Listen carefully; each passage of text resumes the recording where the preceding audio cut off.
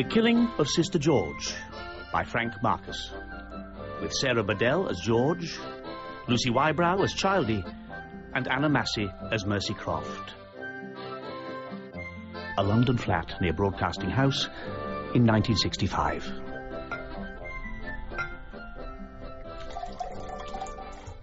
George, what on earth are you doing at home at this time of the afternoon? They're going to murder me. What? I've suspected it for some time. What? Death.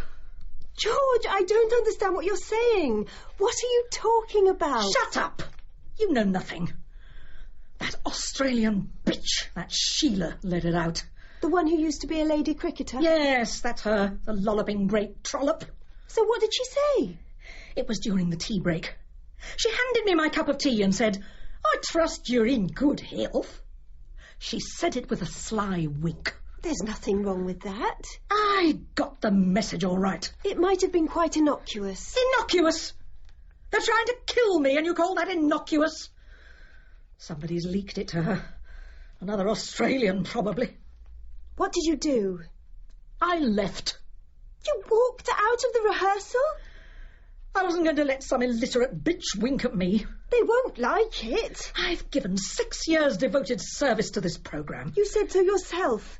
They don't like contract artists to have tantrums. They have no right to do this to me. I'm a senior member of the cast. If they wanted to write me out, they should have asked me to come to the office in a proper manner. Nobody wants to write you out. Applehurst couldn't survive without you. Don't you be too sure. Applehurst is more than a village, you know. It's a community. It's a way of life. It doesn't depend on individuals. There's many a stone in that churchyard. You talk as if it was real. It is real to millions. You are the serial. It would be nothing without you. Look at your ratings.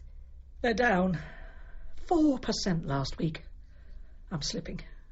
Now do you understand? You still get the most fan mail, don't you? Only just. Ginger, the publican, is close on my heels. What about young Rosie? Aha, she's preggers. And does she tell you? No. But I'll wheedle it out of her, never fear. Just give me 3 instalments, that's all. They know they'll get straight talking from me. No lard ever passed my lips. No, sir. Fine words, butter, no parsnips. What are you talking about? They need me. Get that into your thick head. Applehurst needs a district nurse. Who'd deliver the babies? Who'd look after the old folk? I'd like to know. Exactly. Nobody's suggesting. Nobody's suggesting? Why did that woman inquire after my health? Why did she wink at me, eh? No. Perhaps she fancies you. This is no time for jesting. How do I know why she winked at you? Perhaps she's got a nervous twitch. She's Australian, dunce. They're extroverts, not neurotic townsfolk like us. They come from the bloody bush. Well, I don't know why she winked at you. Oh, shut up, silly bitch. Oh, look at that certificate on the wall. And in recognition of your devoted work and care for the old and sick, we name the geriatric ward the Sister George ward. Take care, Childie. You're trailing your coat. Oh, you're the bull. We're very cocky, all of a sudden. Who, me? Yes, you. And what the hell are you doing at home on a Tuesday afternoon? Why aren't you at work? Mr. Katz gave us the day off. It's a Jewish holiday. He hasn't been having another go at you, your Mr. Katz, has he? Certainly not. I bet he has. He hasn't. I tell you. I wonder. Nobody tells me anything. That's because you always make such a stupid fuss about things. All right, then, I won't make a fuss. Come on, tell me. There's nothing to tell. You expect me to believe that after what happened last time? Nothing happened. A 4-inch tear and 3 buttons off your blouse, and you call that nothing? I told you I got it caught in the copying machine. Don't lie to me, Childie. I'm not lying. Then why are you avoiding my eyes? Because... Oh, you're impossible, George! Don't throw tantrums with me, young lady. Come out. Come out this instant. I shan't. Can you hear me, Childie? I've got Emmeline here, your favourite doll. And if you don't come out of the bathroom at once, I'm going to pull Emmeline's head off. Monster! Oh, poor Emmeline, did she hurt you? There, that's better. Make you better. And now, apologise. What for? For causing me unnecessary aggravation. I'm sorry. Well, you don't sound it. Look, George, I know that you're worried and everything, but that's no reason. Don't answer back. Look, George. Has Mr. Katz had a go at you? No! Don't screech at me. Apologise this instant, or there'll be severe chastisement. I'm sorry. That's better. Now, down on your knees. Must I? Yes. Come on. Show your contrition. How? You must eat the butt of my cigar, which I left in the ashtray. I couldn't. It would make me sick. Are you arguing with me? OK. Hand it over. Good girl. Now, eat it. Can I take the ash off? You may take the ash off, but you must eat the paper. Oh, it tastes vile. Good. That'll teach you to be rude. Hello? Miss June Buckbridge? One moment, please. Who is it? Don't know. Oh, why didn't you ask, fathead? Here. Hello? This is June Buckridge. Who wants her? Oh, of course. Yes, I'll hold on. Oh, God almighty. Childie, it's the BBC. Oh, Lord, I hope it's nothing serious. Hello? Hello, Mrs. Mercy, dear. No, of course not. Quite. Quite. Yes, there was something I wanted to talk to you about. Perhaps we'd better have a man-to-man... Oh, you have something to say to me? No, I'm not doing anything at the moment. Well, I'd rather not come back to... Oh, yes, that's a splendid idea. Love to see you. Yeah, that's right. Just across the road, Devonshire Street. Top floor. You press the bell and one of those I speak your weight machines answers. Yes, you know the kind of thing.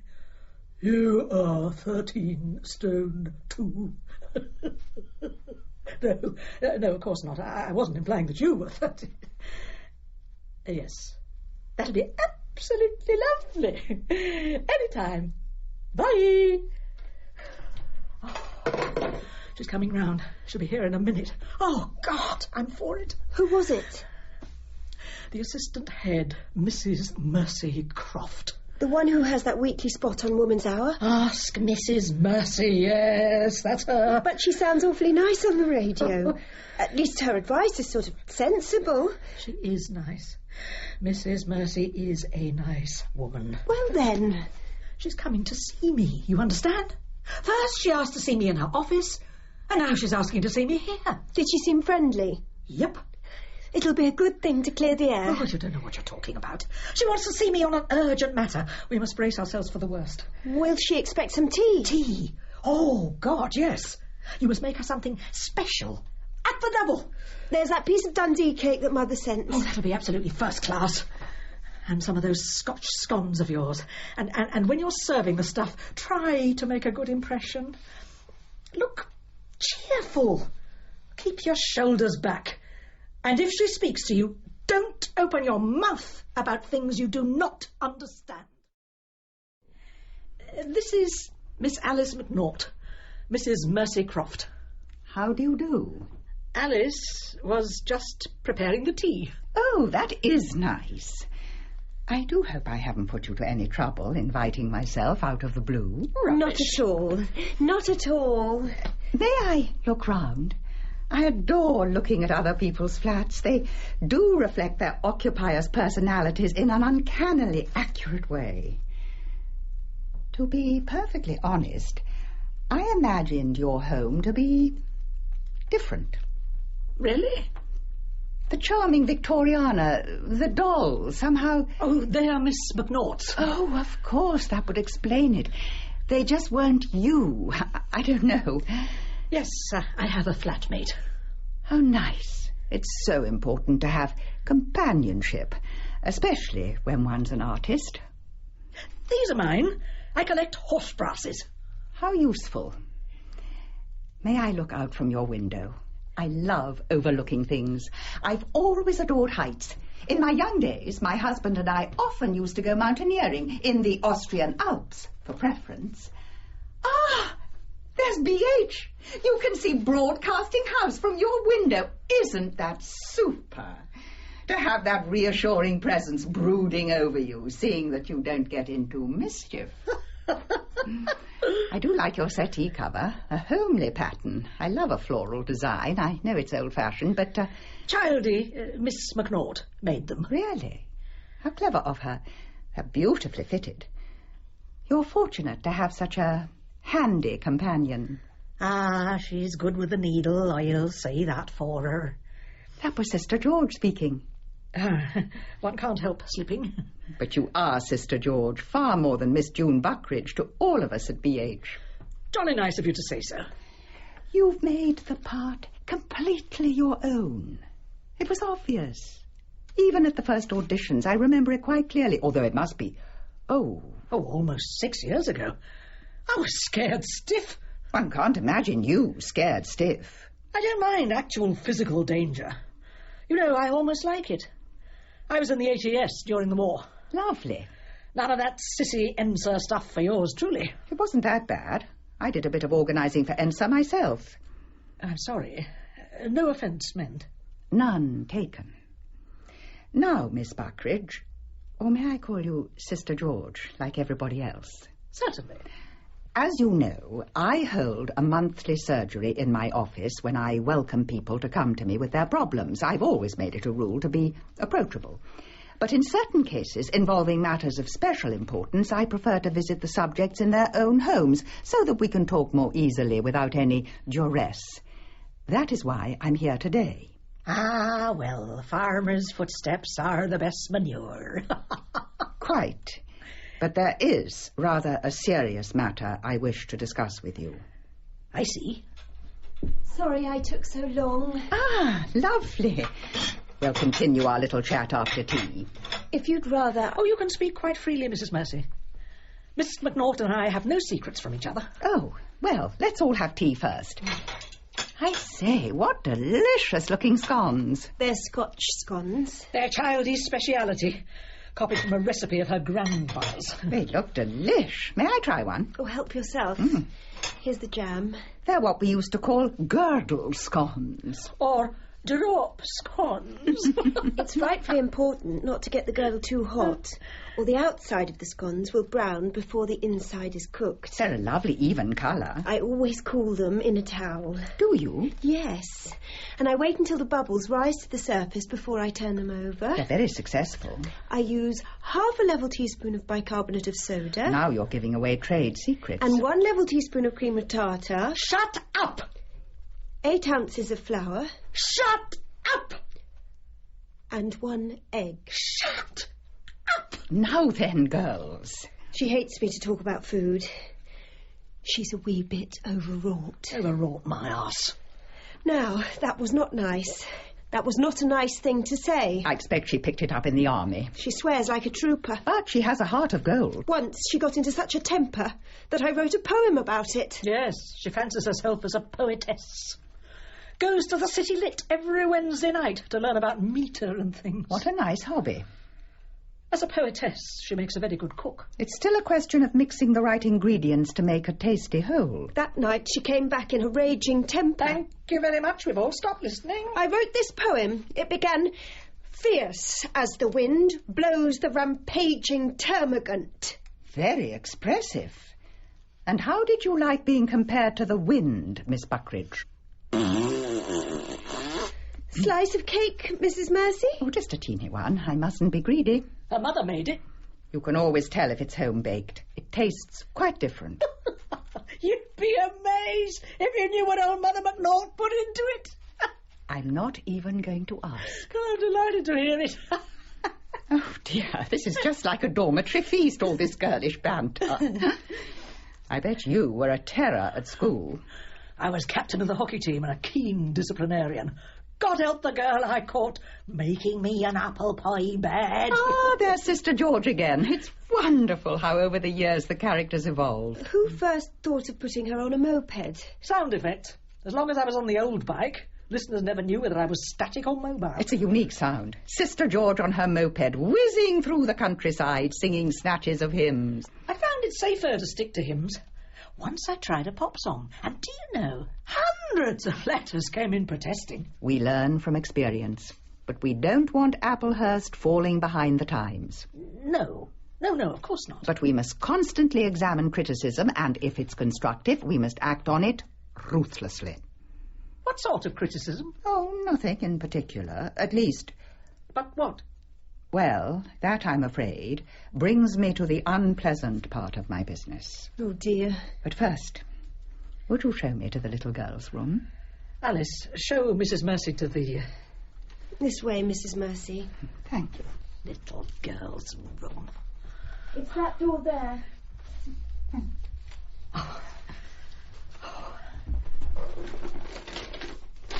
What are you doing?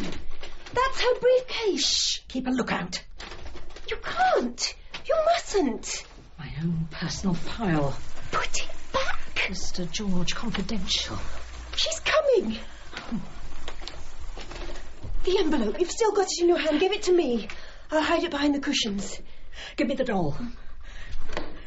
So, Emmeline said, I don't want any drop scones today, thank you very much. I got on the scales to see if I've put on any weight. Now then. I'll make myself scarce. Please sit down. You won't hold it against me if I speak quite plainly. Please do. It's my unpleasant duty to haul you over the coals and administer a severe reprimand. Oh? Believe me, Sister George, I'd much rather let bygones be bygones. Let sleeping dogs lie. Precisely. But I must remind you of the little chat we had just about a year ago, after that unfortunate incident in the club involving a lady colleague of mine. Oh, we don't want to rake over old embers. I don't intend to, but in the light of recent events, it's difficult to forget an incident as vivid as the pouring of a glass of beer over the assistant head of talks. I had hoped one black mark would have been enough for you. But this morning, I received this memo from the Director of Religious Broadcasting. I should like to have your comments.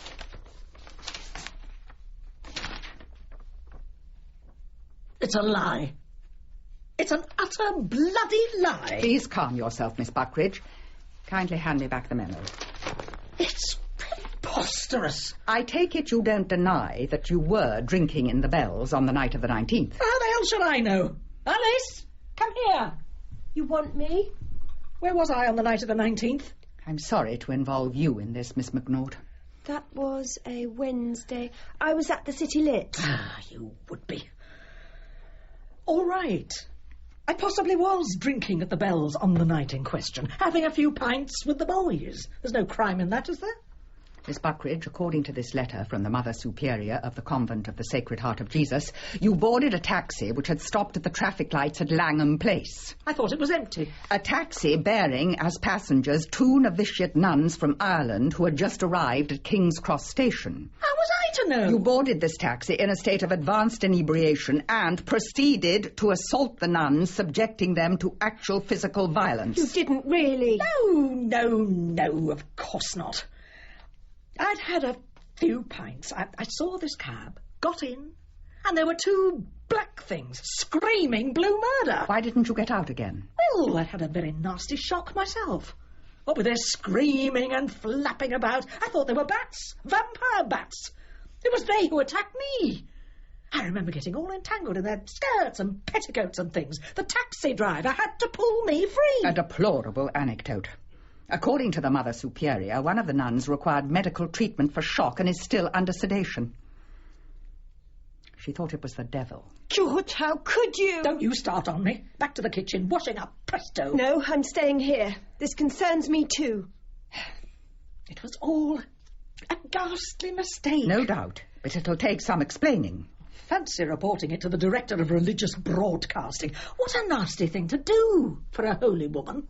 The Mother Superior is responsible for the nuns in her charge. Then she should jolly well teach them how to behave in public. I got the fright of my life in there. Those nuns were like mice. Albino mice. With teeny little white faces and weeny little red eyes. And they were vicious too. Ooh, they scratched and they bit. Well, look, you can still see the tooth marks. Do you see that? I have a good mind to make a counter-complaint to the Mother Superior. They deserve to be scourged in their cells. Miss Buckridge, I can hardly put through a report to the controller informing him of your allegation that you were bitten by 2 nuns. No.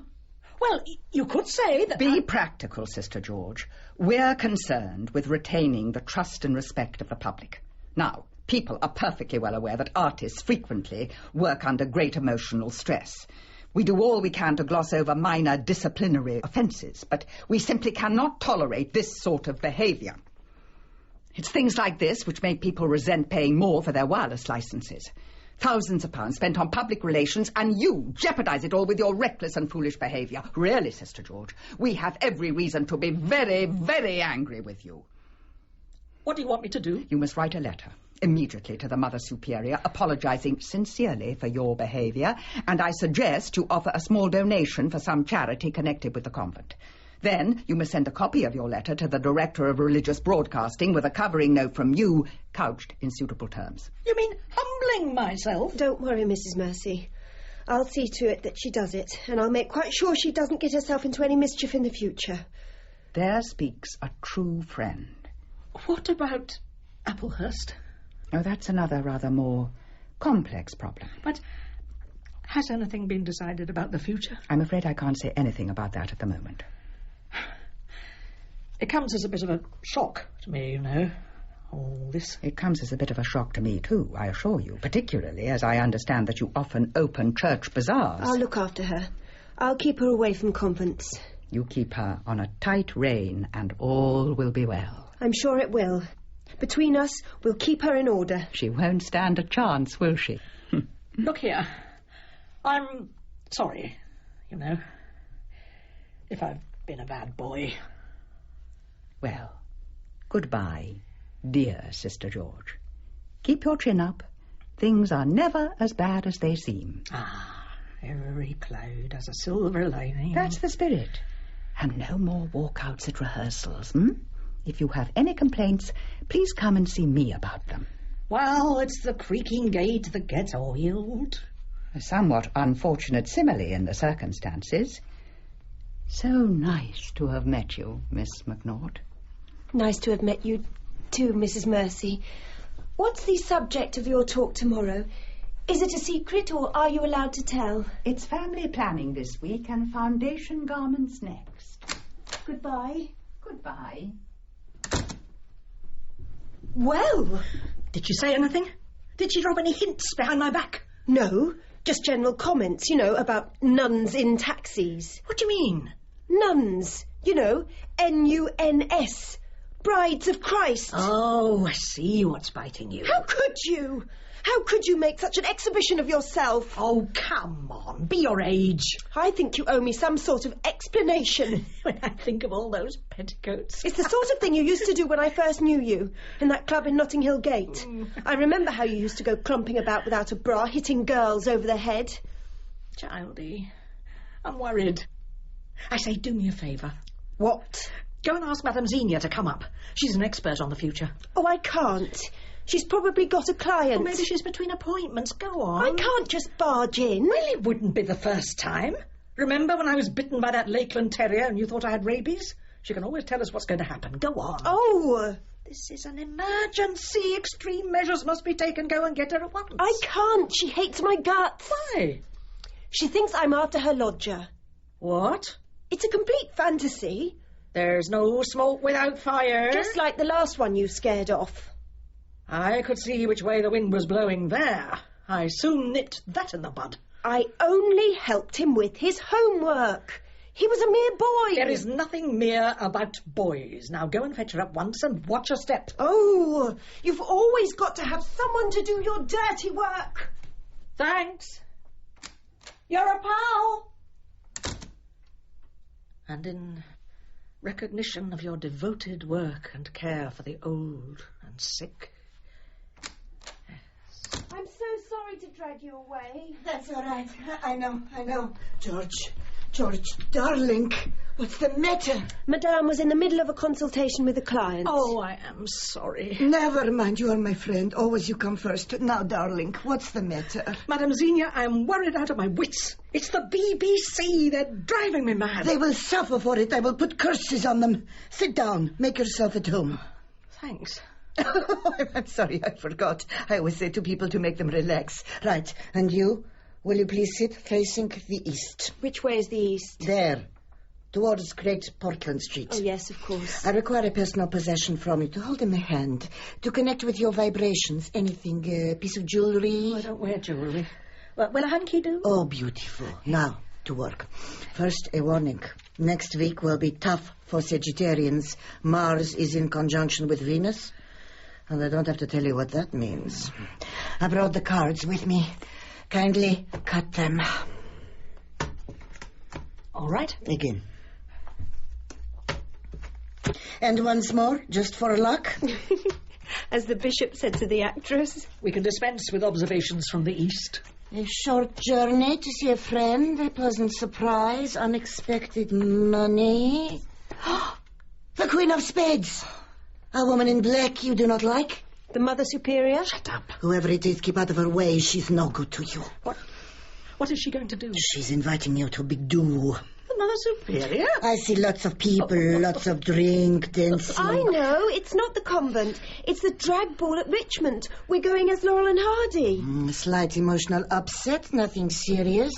You hear of a broken romantic association. You catch a cold, a very bad one. When? Now, maybe it's because I'm holding your handkerchief. Forget the cold. What else? My career? I can see a red-headed man. Ginger the publican. What's he doing? I'm afraid it's not very clear. I see a letter. A very important letter. The envelope. The envelope. The envelope. Under the cushions. It could be a postcard. Here it is. Do you want to open it? No. Let's send it back to her. Tell her she must have dropped it out of her bag. No, it's fallen into our hands. We'd better read it. May I see the envelope? Yes, of course. Here, do you get any vibrations? It's difficult to say. Could mean one of two things. Oh, give it to me. I'm going to open it. What must be, must be. Oh, my God! George! What's the matter, George? What does it say? Memo from audience research, latest popularity rating. Sister George, 64.5%. Ginger Hopkins, 68. That's the weapon they've been waiting for. Now, they'll kill me.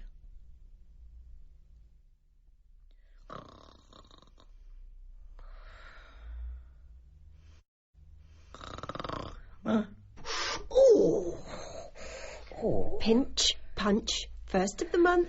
Oh, are you out of your mind? It's the first of the month, October. Well, you could have given me a heart attack. Sorry. God almighty. What's the time? 4 a.m. Oh, just after. Well, when are you supposed to get there? There's no rush. The gang gets there at about 5. Have you made out your list? No. Well, why didn't you? You're a nuisance. Are you sure you don't want me to try for Swan Lake? Oh, I can't stand those bloody little cygnets prancing about in their tutu. All right. Nobody's forcing you. My sympathy's entirely with von Rothbart. I'll just try for Giselle, then. Yeah, you try. And Petrushka. Don't forget Petrushka. You told me last night you didn't want to see Petrushka. Did I? Oh, well, I've changed my mind. Oh, you are a nuisance. I put a tick against Petrushka, and then I crossed it out, and now I've got to put a tick again. And now I can't find the brochure. You're annoying me, you know. Stop getting so het up about your bloody ballet. It's all very well for you to talk. You'll be sitting at home. There's a big queue, and if you don't know what to ask for... You've got plenty of time to decide what to ask for. You're only queuing for queue tickets now. I know, but we've all got our lists. Anyway, there's no certainty that we get what we ask for, and only so many for Fontaine and Nureyev. Well, in that case, why make a list? You've got to ask for it first, even if you don't get it. You'll get something you're not asking for in a minute. Anyway, it wouldn't have hurt you to come with me. You're up? Well, I came with you once, remember? Oh, never again. All that gossip and name-dropping. The only reason you didn't like it was because you were embarrassed by the lorry driver. What lorry driver? The one that called at you, "That's a nice pair of headlamps." Well, he was paying me a compliment. Unlike the gentleman in Soho who suggested you should wear a pair of sunglasses for a brassiere. Don't be disgusting. You're my flatmate in more senses than one. George, don't drink any more of that gin. Mind your own business. Night after night I find you sitting up with a bottle of gin and that old press-cutting book. And then you wonder why you're tired. I can't sleep. You don't even try. You must try to relax. Unwind. Relax. Unwind. It's easy for you to talk. You've been impossible ever since last week when Mrs. Mercy came to tea. Well, I'm more impossible since I ran into her again yesterday. Where? At BH. What did she say? Did she say anything to you? I bumped into her in the corridor. Literally bumped into her. I said, "Oh, sorry." And what did she say? "Oh, it's you. Chin up, Sister George." And she patted my arm as if to say, "Sorry, it can't be helped." You're imagining things again. She's been avoiding me, I tell you, and I know why. She was probably in a hurry to get somewhere, a committee meeting or something. They've had that, and I found out what happened. Well, what? I'm to be written out of next Tuesday's episode. What? Are you deaf? I heard. So what? It's happened before. Every time you go on holiday. But I'm not going on holiday, am I? Sister George is confined to bed with a bad cold. Oh, now, that in itself... That in itself could mean a dress rehearsal for my extinction. Nothing of the sort. That cold's going to get worse. It'll turn to bronchitis, then pneumonia, and before I know where I am, I shall be out like a light. You're making a mountain out of a molehill. You've missed episodes before. It's nothing to lose sleep over. Are you having breakfast before you go? I usually have a hot pie with the gang in one of the workmen's cafes. Oh. It's ever such fun, really. Oh. You get the ballet crowd and the night shift from the market all mixing together. Oh, sounds scintillating. It's ever so lively. Why don't you get dressed and come? They'd be thrilled to see you. And everyone would ask for your autograph. No, you run along and enjoy yourself. Leave me here, waiting for the new scripts to arrive. I don't know what's the matter with you lately. You've become really morbid. You used to be such fun. What are you talking about? We're going to that fancy dress ball tonight, aren't we? Well, I bet it'll be you who'll be pale and wan tonight after getting up at this unearthly hour. Haven't you had enough? No. To absent friends. Your health? Albino mice. You are naughty. Say that again. What?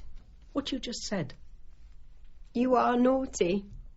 That's it. It's the same inflection. Takes me back years. Oh, you mean... When we first met in Mrs. Goodbody's tastefully furnished bed-sitters. Do you know, for weeks I watched you come and go and never said a word to you. You were different then. You hadn't become famous. Every morning I used to watch you go to work, punctually at 9:10 every morning.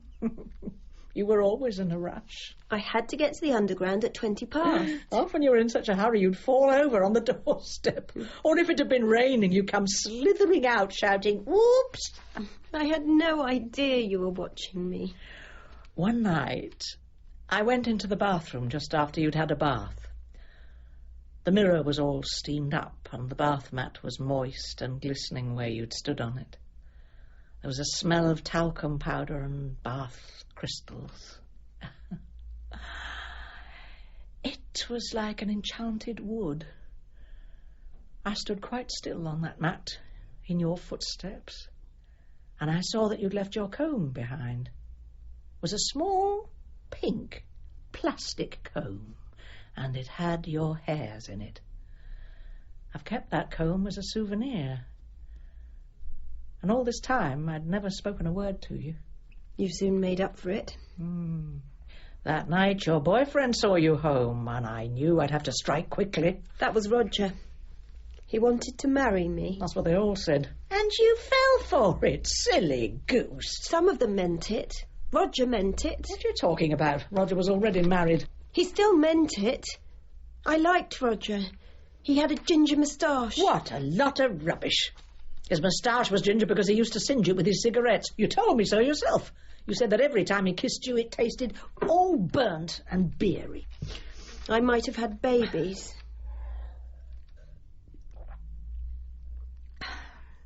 You haven't been lonely, exactly? There's a performance of Petrushka on the 19th. I might try for that. Shh. Was that the post? At this time of the morning? It won't be here for hours yet. You really ought to go to bed. What am I going to do? They're driving me round the bend. You're driving yourself round the bend. Why don't you go to bed? Because I can't sleep. Shall I get you some hot milk? Ugh. You'll catch a cold, you know, sitting up like this. I've already got a cold. Well, keep your throat covered up then. Put your dressing gown on properly. It's time we got you a new dressing gown. This collar's all frayed. I'll put some new braid on it tomorrow. There, that's better. Thanks. Shall I put the gin away? No. I just want to hold it for a moment. I ought to be going. It's 4:30. Will you be all right? Childie, they won't do it, will they? They can't, after all I've done for them. Of course they won't, George. You must stop brooding about it. You'll make yourself ill. Why don't you go to bed and try and sleep it off? You can set the alarm to wake you for rehearsal tomorrow. There is no rehearsal tomorrow. That's good, then. You can get a nice long rest. Now, George, I've got to go. No, wait a minute. Oh, George, they'll be waiting for me. I'll be at the back of the queue. Well, you can't go like that, you know. Like what? Oh, that knapsack. You're not going on a hike, you know. There's only a change of clothing in it to take to the office and a few provisions. Please, may I go now? Did you speak? Yes, I said, may I go now? Not before you have made your obeisances to me in the proper manner. What do you mean? You must kiss the hem of my garment. On your knees. Go on. Down, boy. Down. Oh, all right. Now, repeat after me. I hereby solemnly swear. I hereby solemnly swear. That I will not allow. That I will not allow. Anyone whomsoever. Anyone whomsoever. Including Mr. Katz. Gratification of his fleshly instincts with me today or at any other time. All right, I swear. Well, mind you remember. Or may the curse of Satan fall on your head. That's one for Giselle, one Petrushka, and no lac, right? Rien de lac de cygne, c'est juste. Mon petit chou. All right. George, let go. Let go. What's this? What? This scarf isn't yours, is it? Where'd you get it? Oh, come on now. Give it back to me. Who is J.V.S. Partridge? A young Liberal. Satisfied? Far, far from satisfied. How long have you been entangled with this youth? He's not a youth. He's 46. Bit long in the tooth for a young Liberal, isn't he? Who is he? The chap from downstairs, Dafty. Madame Xenia's lodger. Ah, I thought there was some monkey business going on there. There is not. I've only ever seen him twice. How did you get his scarf, then? I pinched it off the hall stand. Do you expect me to believe that? Look, George, I'd never even spoken to him. It's nothing. That's what you said when you went off with that estate agent for a weekend in Birmingham. That was 5 years ago. It happened once, it can happen again. Nothing happened. Oh? Nothing. Well, nothing's going to happen now, because I forbid you to speak to him. You must be raving mad. He's a neighbour. There's no harm in being friendly. I forbid you to speak to him. Do you hear? I'll flipping well speak to him if I want to. Why shouldn't I? You fancy him, don't you? He seems perfectly agreeable. Yes, I do fancy him. He's a dish. Don't touch me. You've no right to. I've got every right. I'm not married to you, you know. Here. Take your scarf. I'm sorry, George. But you asked for it. You better get along. You'll be late. Look after yourself. Don't forget the party tonight. Be good. Goodbye.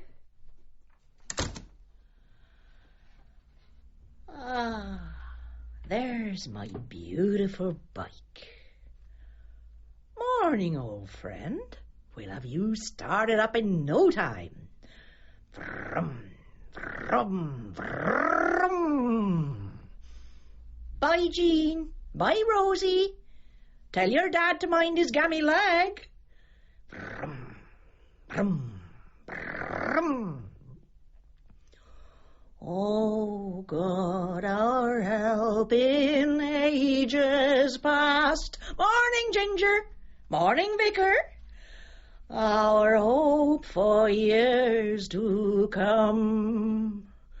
Be thou our guard while troubles last, and our eternal home.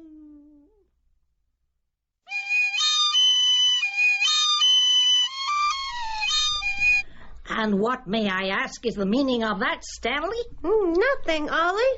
I was just playing a tune. Well, may I suggest that you stop playing a tune and get on with the next bit?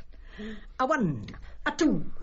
By the light, dum-ba-dum-dum-da-dum, of the silvery moon, dum-da-dum-dum-da-dum, I used to rum-dum-da-dum-dum-dum. Ah! What was the meaning of that? Nothing, Ollie. I was only practicing. Oh, fiddlesticks. Did you say fiddlesticks, Ollie? Well, just because the scriptwriters have cured my cold, there's no need to go bloody mad. It's Madame Xenia. She's come to fetch us. She's early. Well, don't stand there and gape. Open the door. Oh, I must get Ollie's tie twiddling right this time. Do-ba-do. I'm sorry, Mrs. Mercy. We were expecting... Oh, I'm so sorry to intrude. I do hope it's not inconvenient. Not at all. I'm sorry. We were just, playing charades. Laurel and Hardy. We're just getting ready to go out to a fancy dress ball. Oh, I'll come back another time when it's more convenient. Perhaps Miss Buckridge could come to see me tomorrow morning before the rehearsal. We're not in a rush. We can talk now. Would you have a drink? No, thank you. I know it's most remiss of me turning up unexpectedly like this. Actually, I've come straight from a meeting. I felt I had to see you personally. The nuns? Oh, didn't the office tell you? We had a most charming communication from the Mother Superior. All is forgiven. But there's still the little matter of the charity. What charity? The donation you promised to give to the convent. Oh, that. It's only obliquely mentioned in the letter. Well, I didn't expect her to forget about it. Alice, remind me to send her a cheque tomorrow. It'll keep their Irish novices in hair shirts. I'm relieved to see the matter settled. Now, Miss Buckridge, I'm afraid I have some bad news for you. Bad news? You're the first to be told. It's only just been decided, or rather, it's only just received the official stamp of approval. You can't mean... Yes, I'm sorry, Miss Buckridge. It's the end of Sister George. But why? Believe me, dear Miss Buckridge, the decision is no reflection on your ability as an actress. You created a character that has become a nationwide favourite. But why kill her? Why do some of our nearest and dearest have to die? Because that's life. In Applehurst, we try to recreate the flavour of life as it's lived in hundreds of English villages. But George is the most popular character in it. I know. The BBC took that into consideration. They felt, and I must say I concurred, that only some dramatic event, something that would get into the news headlines, could save Applehurst. We felt that in their grief, Robbed of one of their greatest favourites, listeners would return again to Applehurst with a new loyalty and a... How? It's not for another fortnight. It's scheduled for the 12th. But how? It's just an ordinary morning in Applehurst. The chaffinch on Sister George's windowsill wakes her up as usual and is rewarded with its daily saucerful of crumbs. Hello, Dickie. Up the road, in the old mill farm, young Jimmy Bromley, the scamp, wakes up with a cough and doesn't want to go to school. "We better get Sister George in," says his mother, and he's up in a jiffy. Meanwhile, punctual to the minute, Sister George finishes her breakfast and packs a basketful of preserves and cottage cheese for old Mrs. Hinch, in bed with bronchitis. On with her bonnet and cape, and off she goes, striding purposefully through the autumn leaves, sound effects here, to the bicycle shed. The bolts are pushed back and the door creaks open, and there stands her prized possession, the moped. Morning, old friend. Whiz, pop, the engine starts and away she goes. "Hurry up, Jemmy, you'll be late for school," she calls out. "Tell Mrs. Pemberton to give you plenty of homework to keep you out of mischief." "I will," the boy calls back, adding, as she drives out of earshot, "I don't think." Cheeky little beggar. A chorus of greetings follows her as she heads for the open country, the wind billowing in her cape, and bursts, as usual, into a snatch of her favourite hymn, "O God, our help in ages past." "Honk, honk," answers her hooter in a merry descant as she turns into Oakmead Road, and then, bang! Collision with a 10-ton truck. Oh, my God. Is it? Instantaneous. Oh. Never regains consciousness. You can't. You can't. It so happens that your death will coincide with Road Safety Week, a cause which we know has been close to you for many years. I've never ridden carelessly. I protest. I know. We're taking great care to establish it's the lorry driver's fault. But even so, a 10-ton truck... I'm sorry, but there it is. I think I have a right to a say in my own mode of death.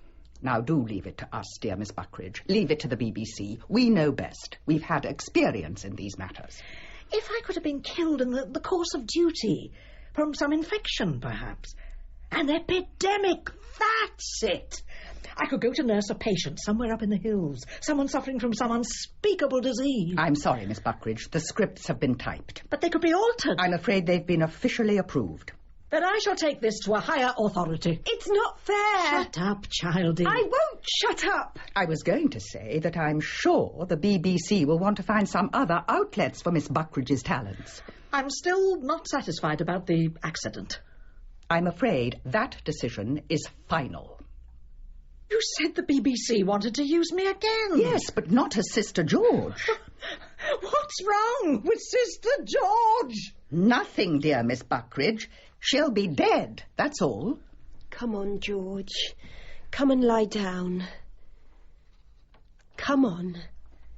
Come on. In due course, I hope to discuss ideas for a new series with you.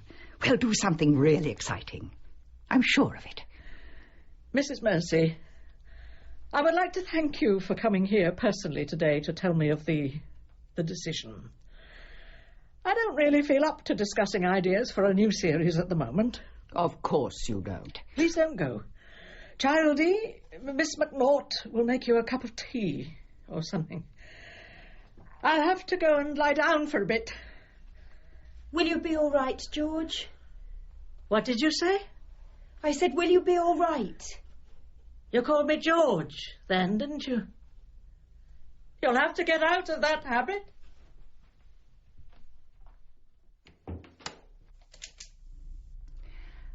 I really don't think I should stay any longer. Please stay, Mrs. Mercy. I'd like you to. Well, of course, if I can be of any assistance. Just to have someone to talk to. I expect things haven't been easy for you recently. She's been impossible. Life's been absolute hell. I thought as much. Night after night I found her sitting up, drinking. Said she couldn't get to sleep with worry.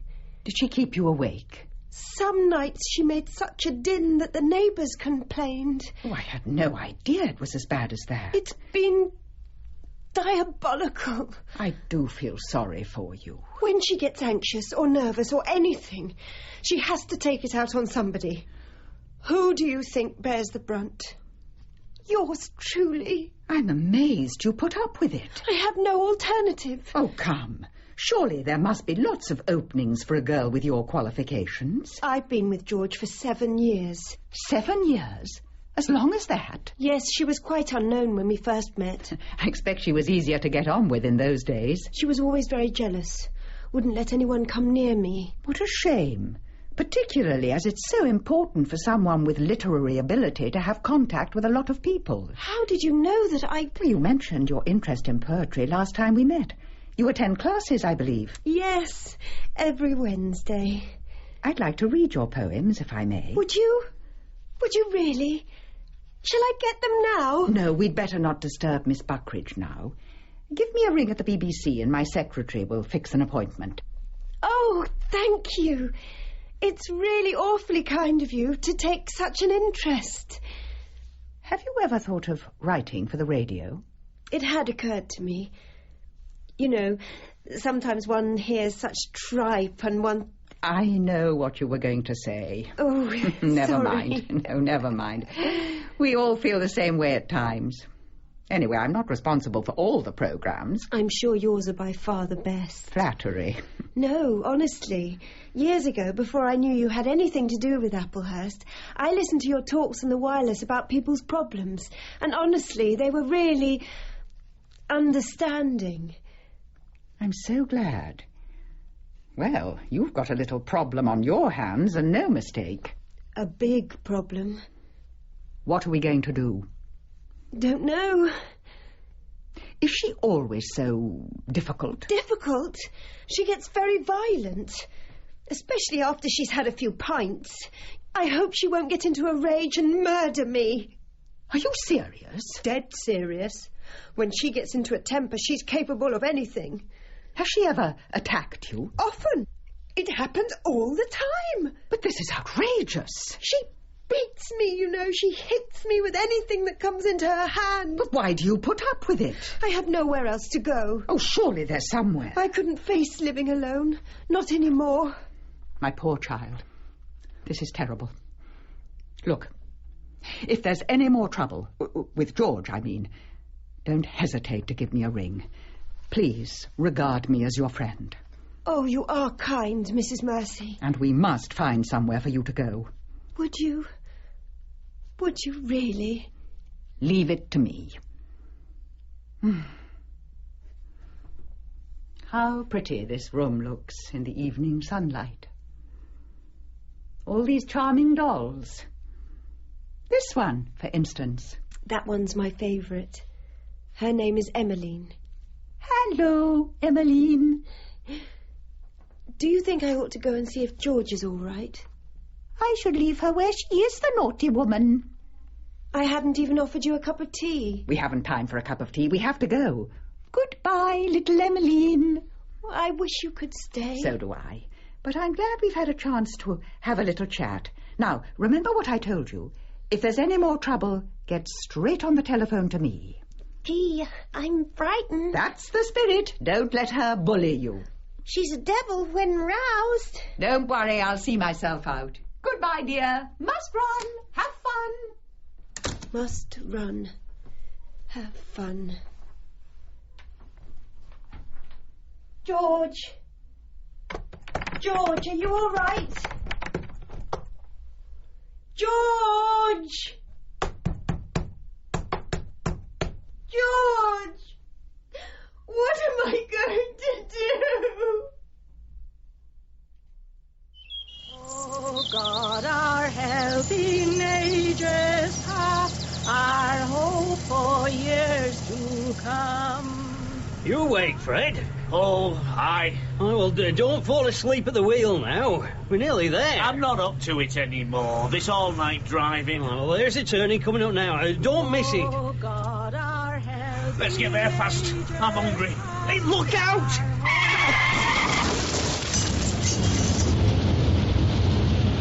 We hit her! Fred, we hit her! It weren't my fault. I braked. My gosh, he looks bad. Hey there! What happened? The bike came round corner all fast. I tried to brake. It weren't my fault. I always did say we're a dangerous crossing. Is she badly? Holy saints! It's Sister George! It were.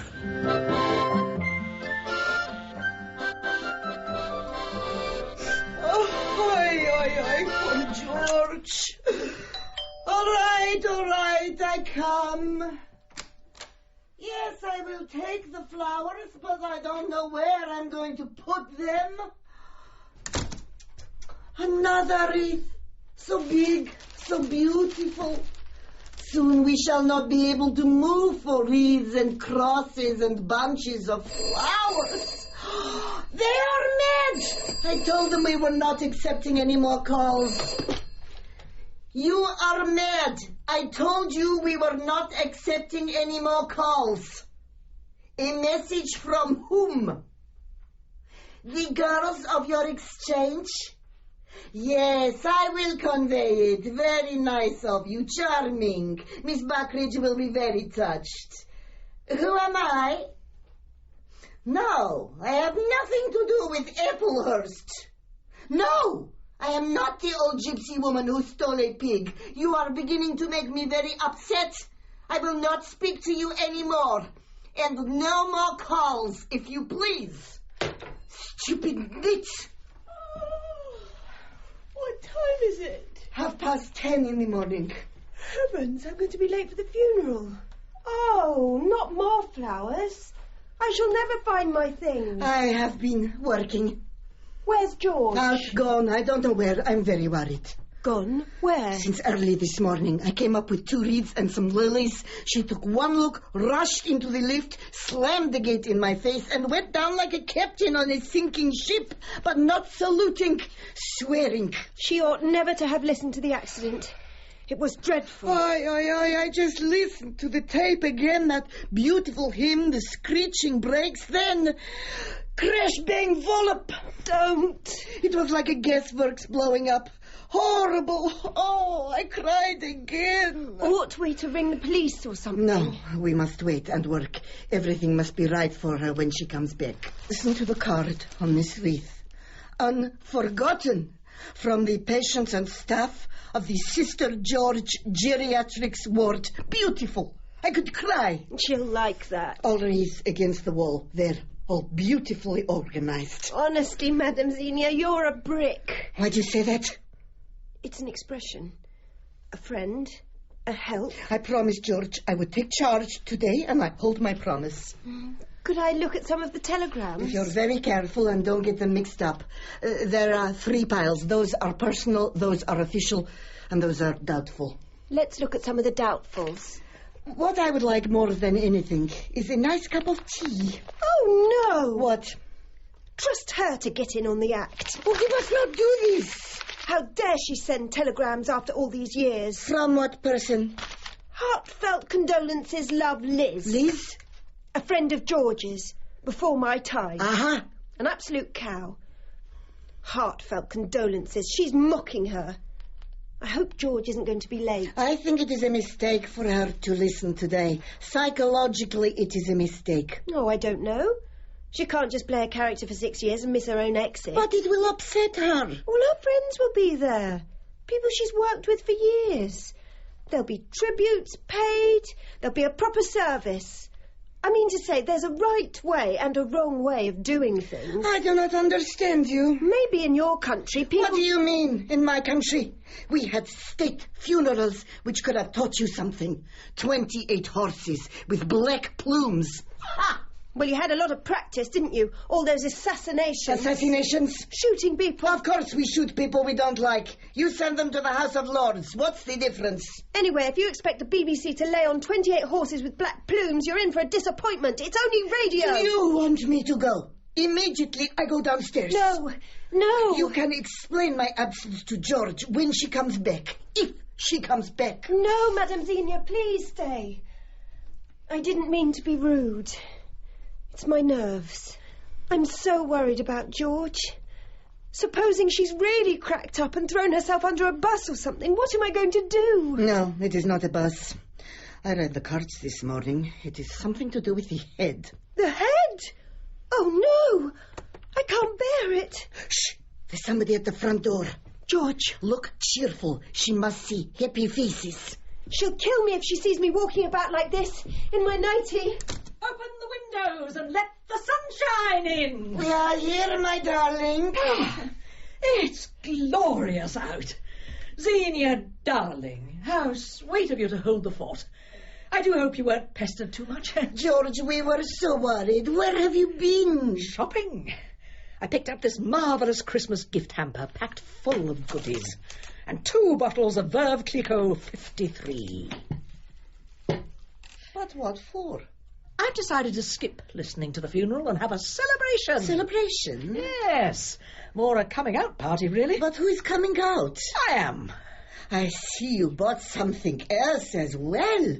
Do you like the hat? It is charming. Where did you find it? That little shop on the corner. Saw it in the window and I couldn't resist it. You were absolutely right. It does something for you. Oh, do you think so? Makes you look so young. Like 18 years. Ha, ha, ha. And what are you laughing at, childie? And why aren't you dressed yet? You look positively indecent. I overslept.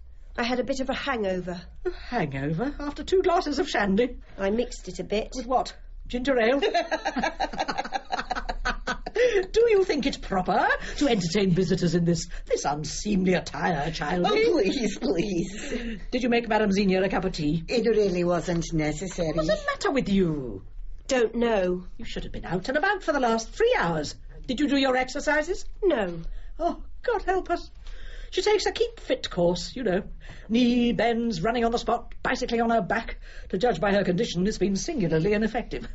I want a cup of tea now. And one for Madame Xenia. And get dressed and look sharpish about it. Avanti! I think your hat is a big mistake. What? This day will end in tears. They won't be my tears. The baggage. The little baggage. She is upset. She's no business to be upset. It's my funeral. She's taking it hard. Some people... Oh, some people are no good in the crisis. I've seen it over and over again during the war. Ah, the war. I was an air raid warden. I was in the army, attached to the commandos. It was tough, but by God, it was rewarding. It's lucky for her she wasn't old enough. Childie in the army? That'd be a giggle. She'd have collapsed under the weight of her forage cap. Would you like to go through the latest floral tributes? If it's absolutely necessary. Look at this. From the patients and staff of the Sister George Geriatrics Ward. In that hospital, your name will never die. Her name. Her name, your name, same thing. No, it's not. George and I have parted company. And do you know, I'm glad to be free of the silly bitch. What? Honestly. George, what are you saying? I'm saying that my name is June. June Buckridge. I'm endeavouring to memorise it. You are incredible. Tea up. At West. I'm afraid one of the telegrams got crumpled up. You'd better read it. Will there be any reply, madam? From Liz? I don't believe it. I thought you'd be pleased. It's always nice to hear from old friends. La la la la la la la la. Sugar, Madame Xenia? No, thank you. I take it neat. She was a thoroughbred, you know, Liz. Nervy, stringy, temperamental. I remember I used to tease her because her hair grew down her neck like a thin mane between her shoulder blades. Oh. I knew that would annoy her. She got out of bed with the left foot this morning. Well, come on. Let's open the champers.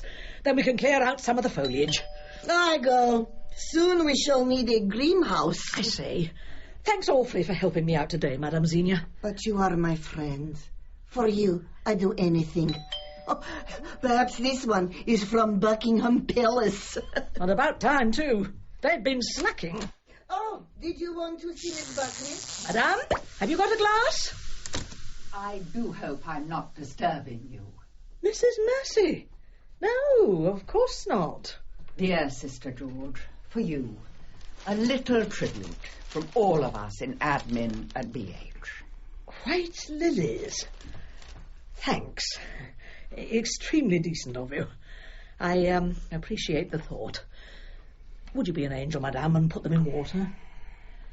Oh, I'm terribly sorry. Do you know each other? This is Madame Xenia, Mrs. Mercy Croft. What?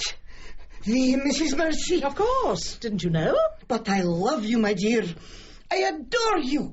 Have I had the pleasure? You don't know me from Adam, my darling, but for 20 years I have listened to you every single week. Charming. How nice. At last for the corpse, at any rate. I cannot tell you. Your advice is 100%. 120%. One senses you have a heart. You have suffered. Well, we all have our ups and downs. But you have had more downs than ups, am I right? I shouldn't like to... Of course I am. I knew at once. Ask George here. Am I ever wrong? Never. She's quite infallible. You see, Madame Xenia is a clairvoyant. A psychometrist. Oh, sorry. I write a syndicated column every week. Star forecasts. Heck work, but what the hell one's got to live? I'm afraid I don't really believe in that Be type careful what you do on the 10th. There's treachery around you. Don't sign any important document before full moon. I'm obliged to you, but There's really... news from abroad. I thought you'd be all alone this morning. That's why I came. Very kind of you. You're inclined to suffer from digestive disorders. Don't worry, it's nothing serious. Madame is helping me out today. A tall man doesn't like you. Avoid him. It would be somewhat difficult at the BBC. An old association will be broken. Never mind. There are plenty of birds in the sky. I think you mean fish in the sea. Interesting. Must be born under Pisces. Oh, well, I'll get some water for your lilies. She's been marvellous today. Done all the organising. Isn't your friend, Miss McNaught? She's not up yet. I'm afraid she's no good at times like these. No backbone. Ballast. Oh, what beautiful tributes. May I read some? I adore inscriptions. There's a whole lot more in the bathroom. As soon as child is dressed, she can take them all and dump them on the cenotaph. But you can't do that. They're for you. Do you know the entire Applehurst company turned up for the recording today in black? It was quite spontaneous. They must be bonkers. We felt we couldn't let her go without some mark of respect. After all, she's been with us for how long? 6 perishing years. Oh, come now. You know you've enjoyed every minute of it. Yes, but it's over. I just want to forget it. I don't think your public will let you. You can see how much you meant to them, all these flowers. Actually, I was just on the point of changing. For the funeral? For the broadcast. Is the vase all right? Well, wasn't there something a little more conservative? I can put them in a milk bottle if you like. Or perhaps you'd prefer a bottle of gin.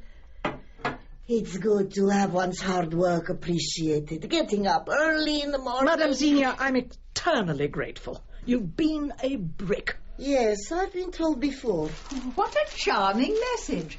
Ever-present spirit-like, hearken, the familiar sound, Sister George astride her bike in the happy hunting ground. Well, happy hunting, Sister George. You're off then, are you, dear? I'm afraid my client is waiting. The moment you need me, just stamp on the floor. I shall be absolutely all right. I say, if any more flowers come, shove them in the coal shed. Leave everything to me. I am your friend. Fare thee well. Go in peace, good woman. I can take a hint. Thank you, darling. You do have a lot of friends, don't you? I hope so. I like to think... Loneliness is the great scourge of our time. Too true. I had visions of you sitting by your wireless set alone with your grief. With Miss McNaught, actually, but it comes to the same thing. Frankly, I'm amazed you're taking it like this. Like what? So calmly, cheerfully.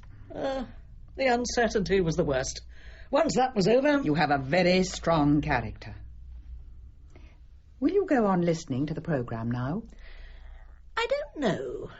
I haven't really thought. Probably not. I mean, it might be rather distressing, you know, hearing all the old voices going on without me. Isn't that rather a selfish attitude? Selfish? You died to save the series. Surely you want to take an interest in its fortunes. Well... I think the next few episodes will be particularly fascinating. Your death means an enormous readjustment to the whole community. It will take weeks, even months, to get over the shock. But eventually the gap must be filled. New leaders will arrive. Leaders? What new leaders? Oh! Nurse Lawrence. What? Yes, she arrives from the district hospital tomorrow to take over from you. But she's a probationer. She couldn't put a dressing on a salad. They won't stand for that, you know. On the contrary, Nurse Lawrence wins the trust and affection of the village and becomes known, rather charmingly, I think, as Sister Larry. Sister Larry? You're going to make this ill-bred, uneducated little slut... Contemporary appeal, Sister George. People like that do exist, and in positions of power and influence. Flawed, credible characters like Ginger, Nurse Lawrence, Rosie. What about Rosie? She's pregnant. Well, I know that. Unless she's not married either, that's about as flawed and credible as you can get. She's going to marry her boyfriend, Lenny. Oh, good, good. I'm glad. Well, I'm glad about that. Glad. Mind you, it's not his baby. Eh? It's Roy's, from the army camp at Oakmead. She tells Lenny, makes a full confession, he forgives her, and they live happily ever after. Pardon me while I vomit. Oh, hello. Hello, dear. I was wondering where you were. I didn't go to work today. No, of course not. Can I make you a cup of tea, Mrs. Mercy? I'd simply adore a cup of tea. Mrs. Mercy's come over with the charming news that I'm to be replaced by Nurse Lawrence. Nurse Lawrence? Nurse Lawrence? Do I know her? Of course you know her. That interfering busybody from Oakmead. Oh, her. Yes, her. Anyway, it's not really your concern anymore what happens in Applehurst. You're out of it. Can't you understand? I built it up. I made it what it is. It's not nice to see one's life work ruined.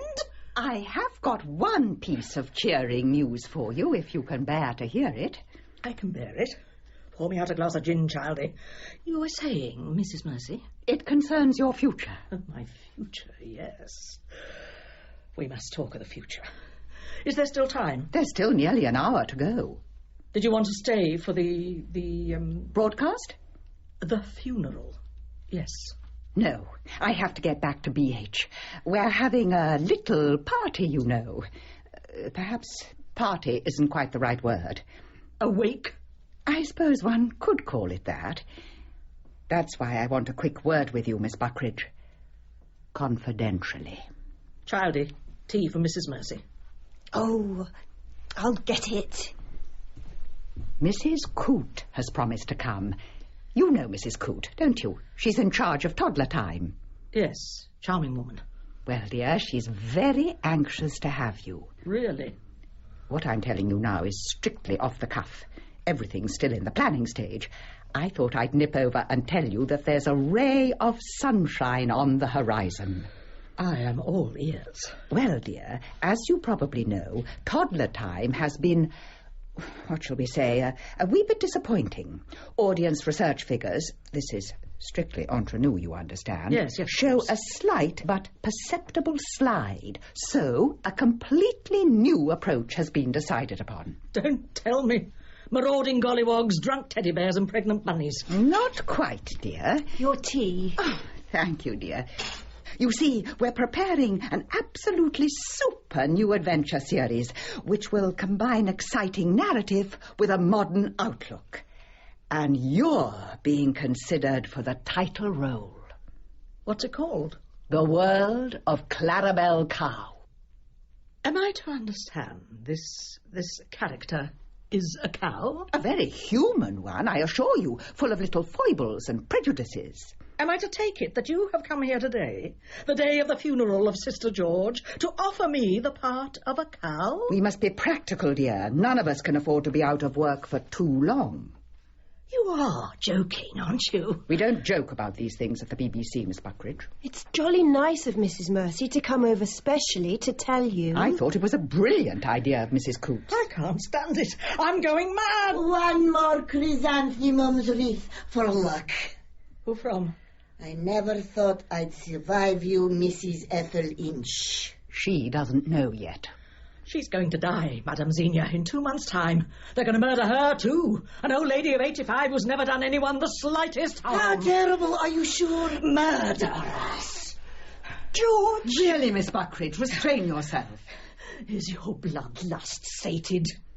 How many other victims are you going to claim? Control yourself. George, you're drunk, my darling. He's upset. She's in a nasty shock. With reference to toddler time, would you thank Mrs. Coote for her kind interest? There's no need for you to decide today. And tell her I cannot possibly accept the part in question. Very well. I'll tell her. I go. Don't be silly, George. You can't afford to turn this down. I'm not playing the part of a cow. A cow? What cow?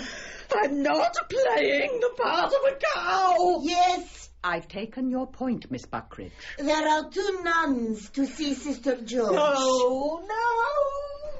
Nuns before noon is a good omen. I'll take your word for it. I better see what she's doing.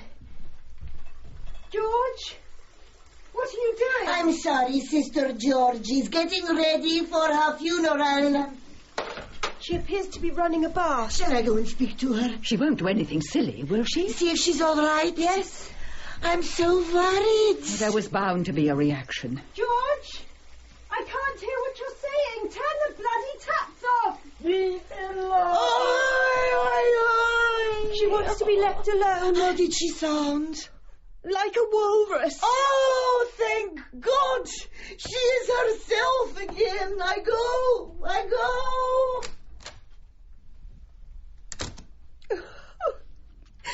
My poor child. There. I can't stand it anymore. I know. You've been under a terrible strain. You've no idea, Mrs. Mercy. I can imagine.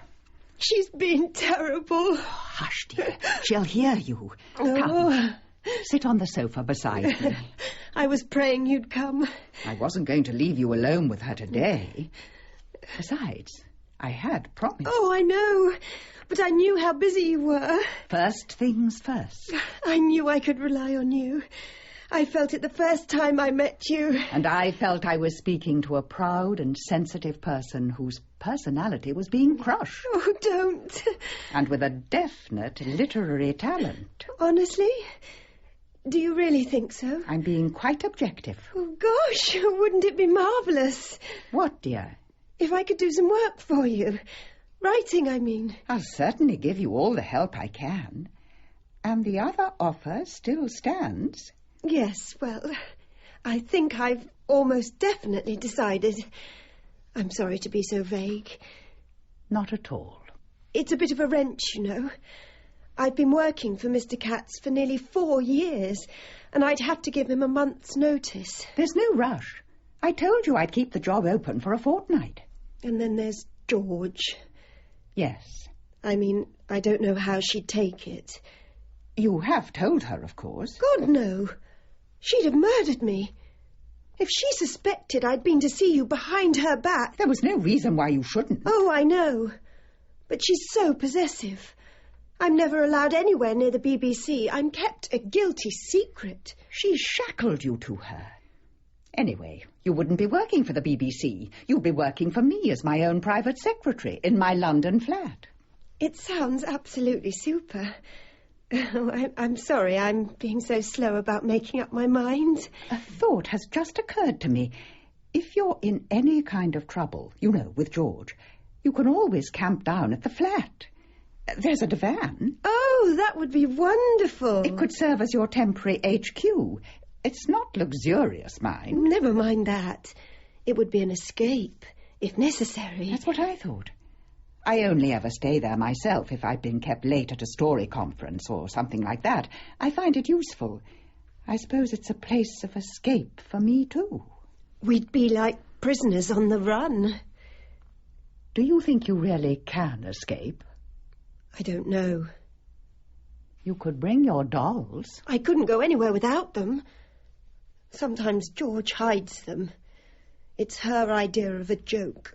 A very cruel joke. Don't let her get at me, Mrs. Mercy. Stay here, don't go away. I can't stay here all day, dear. Oh, please don't leave me. I'm terrified of what she will do. Calm yourself, Alice. No one's going to hurt you. Here, put your head on my shoulder. Close your eyes. Relax. Oh, my goodness, you're trembling like a leaf. There. Oh, that's nice. You're my little girl. You're going to be my little girl. There. What a touching sight. George! I always did say she had nice hair. I always said that for her. George, you don't understand. Emmeline, did you hear what your mummy said, Emmeline? She said, I don't understand.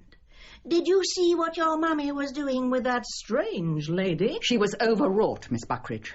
I tried to comfort her. How absolutely sweet of you, and how well you've succeeded. I hope you don't think... Come here, I want to talk to you. Don't be frightened, I'm not going to hurt you. Why can't you tell me in front of Mrs. Mercy? Well, you know, boys talk. Would you rather I left? Oh, no. Whatever could have given you that idea? Childie, come here, I want to whisper to you. I'm going to tell your deep, dark secret. No! No, I'm not going to do it. Yes or no, Childie? Yes or no? No. What are you asking her to do, Sister George? The suitable treatment. The punishment that fits the crime. She wants me to drink her bath water. Her bath water? To humiliate me. But this is preposterous. I've never heard of such an obscene suggestion. You're shut off from the world, Mrs. Mercy. Ask Mrs. Mercy all your problems answered. Dear Mrs. Mercy, what shall I do? My flatmate is nasty to me and wants to punish me by making me drink her bath water. By the time you reply to this, glug, glug, glug, it may be too late, glug, and I might have drowned. I strongly advise you to leave this house at once, Miss McNaught. Well, you've had the benefit of Mrs. Mercy's expert advice. Are you going to take it? I'm sorry, George. I can't stay with you any longer. Very sensible. Did you hear what your mummy said, Emmeline? She said she's going to leave us. I wish you wouldn't. You keep out of this. This is between Alice and myself. I don't know how you can be so cruel. The poor child. The poor child. As you're going to see quite a lot of the poor child in the near future, I'd better put you in the picture about her. George, please. The poor child likes to pretend she's a baby, but have a look at her. Go on, have a close look at her. Can't you see you're upsetting the child? The child? The child is a woman. She's 34. She's old enough to have a grandchild. Oh, really? Now you're exaggerating. Am I? Don't! George, don't! Look at you, whimpering and pleading. Have you no backbone? Can't you stand up like a man? I can't help it. I can't help it. She'll never be any different. Feckless, self-indulgent. I'm going. I'm packing my bag. Come back here. Let her go. Let her go. Oh, you've got yourself a prize packet there and no mistake. Let me go. She had an illegitimate child when she was 18. She gave it away to strangers. She's got a daughter of 16. Oh, do what you like. You make me sick. Stop crying. Get up quickly. Go and pack. You needn't take everything now. Go along. Hurry. I'll wait for you here. I'm sorry, Miss Buckridge, about all this. It'll be all for the best, you'll see. I do hope you're not bearing me any grudge. Oh, good. Sometimes it's best to make a clean break. It's painful, but that's the advice I always give in my programme. Remember, Sister George was killed, not because she was hated, but because she was loved. I'm ready. Good. You've got your case. If you study anthropology, Miss Buckridge, you'll discover that in primitive societies it was always the best loved member of the community who was selected as the sacrificial victim. They felt that by killing somebody, the goodness and strength of the victim would pass into them. It was both a purge and a rededication. What you are about to hear is the purge and rededication of Applehurst. I'll switch on the wireless for you. It's time. Goodbye, Sister George. Come along, Emmeline. Come on, Emmeline, we're going. I think she's right in what she said, George. Mrs. Mercy, I mean. I love you too. That's why I've got to leave you. You do understand, don't you? I mean... Come, my dear. All right, Mrs. Mercy, I am coming. Goodbye, George.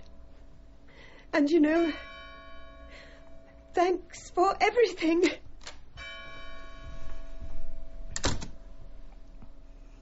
This is a sad day for Applehurst. The church bell tolls for the funeral of Sister George, whose forthright, practical manner had endeared her to the community. But death comes to the best of us, and the picturesque village of Applehurst is today swathed in mourning.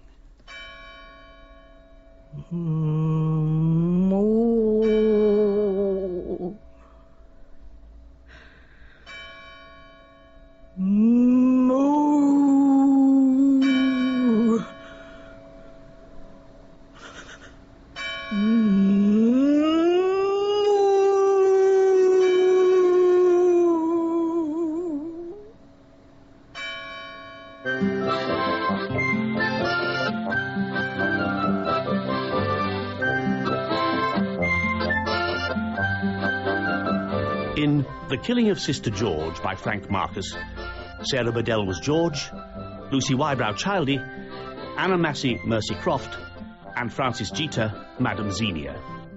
Other parts were played by Keith Drinkle and Tom Bevan. The music was based on a theme by Frank Marcus, arranged and played by Mike Sykes and Caspian Turner.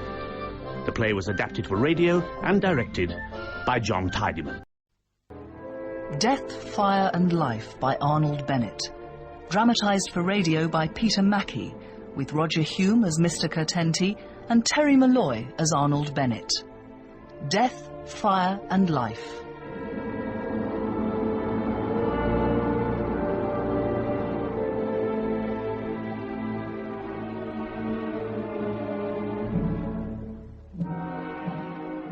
Those amongst the reading public who have been generous enough to show their appreciation of my novels will have long since been aware of my preference for writing about people. They fascinate me. Or rather, their characters fascinate me. Especially when a particular aspect of that character is so dominant, seemingly so slavishly adhered to, that it has become an obsession. Perhaps even the crutch for an otherwise impoverished life. So, let me introduce you to Mr. Curtenty. Mr. Curtenty of Bursley, perhaps my favourite of all the 5 towns. Hardly surprising, then, that it should be the setting for this, my favourite story. St. Luke's Square. Marketplace.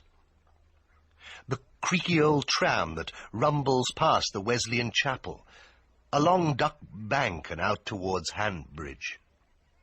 A journey for which Mr. Curtenty can no longer afford the fare. And his obsession, the crutch that supports his most certainly impoverished life, maintaining his dignity, whatever the cost.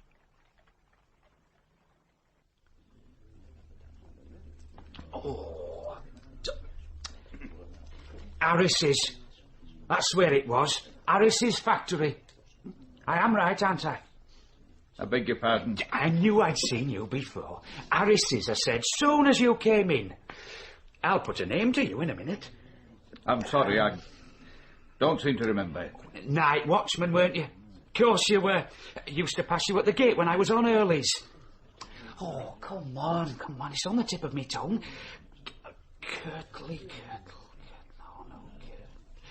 Curtenty. That's it. I am right, aren't I? Curtenty. Mr. Curtenty. It must be at least 3 years. No, I tell a lie. 1892. 5 years. We never passed more than a time of day yet. I still remember. Oh, Curtenty. Funny how things stick in your mind. When will I... that is... Thank you. We'll let you know. I just thought you might, That'll be all. Good day. My missus reckons I've got that sort of mind. You know, for remembering names and faces. Mind you, it doesn't help when it comes to getting a job, I can tell you. Next. That's you, ain't it? I'm not sure. Curtenty. Here. Curtenty. I'm sorry, I didn't... Yes, I'm here. Mr. Deacon, we'll see you now. Right. In here, is he? Close the door after you. Oh, yes. Yes, of course. Come and sit down. Thank you.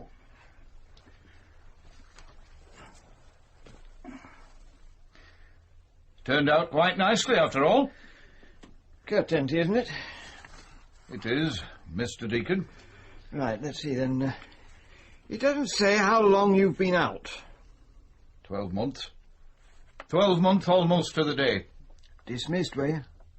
My employer died. The business had to close. Have you ever had the sack? Given the push? I've never been dismissed. You sure about that? Yes. Weren't long at Harris's, were you? Ah, well, you see, what happened was... It says here, started on Monday, finished on Wednesday morning. It wasn't like that. That's what it says here. Yeah, I know, but... Who completed this application, eh? I know, but I wasn't dismissed. The manager and I, well, we came to an understanding. You're saying you left? That's right. Always been a night watchman, Curtenty? Yes. That is, I was a doorkeeper for a while, but mostly a night watchman. All positions of considerable trust. What's your timekeeping like? I've never been late. Not once. Ever been in trouble? Never. Right. Right, Curtenty. That's all. I beg your pardon? I said that's all. We'll let you know. But I was hoping you could tell me now. There's another half dozen men out there. Got to give them all a fair crack of the whip. Oh, yes. Yes, of course. I understand. Look, Curtenty, you're 60. You're getting on a bit. I'm not sure. That is... I'll let you know. When will that be? Tomorrow. I'll let you know tomorrow. Have we got your address? Yes.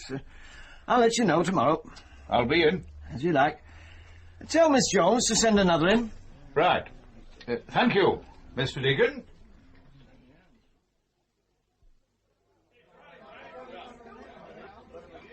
But you can't just sit there. I mean, you can't come to a pub and not have a glass in front of you. Wasn't my idea to come here. Oh, just let me buy you a pint, that's all. I won't take what I can't buy for myself. But, oh, you'd buy me a pint if I hadn't got a job. Happen I would. Well then. But you have got a job. Oh, look, Dad, what else are families for, huh? I mean, you're down on your luck. I've got a job and I want to buy you a pint. Where's the harm in that? Probably none for some folk. I see it differently. All right, I'll lend you a few, Bob. How'd that be? You know I don't borrow money. Oh, just tack it then, dear. It's a present, all right? I'll not take charity either. Oh, I'm family, aren't I? How can it be charity if I'm family? You can keep your voice down. I don't want the whole world knowing my business. I said, how can it be charity if I'm family? You're my daughter's husband. What's that supposed to mean? It means you look after Harriet, I take care of myself and my wife. Yeah, I see, yeah. As a matter of fact, that's what I wanted to have a word with you about. I was wondering when you get round to it. You know, then? I know you wanted me out of the house. Oh? So our Harriet can have a go at her mother. She wouldn't do it in front of me, I can tell you. She wouldn't dare. And I'll tell you another thing. You might as well save your breath, because it won't do you any good either. I've got my pride, you know. I'll tell you something, then. You can't afford it. I'll not sit here and be spoken to like that. Oh, I'm sorry, I didn't mean it. But you said it.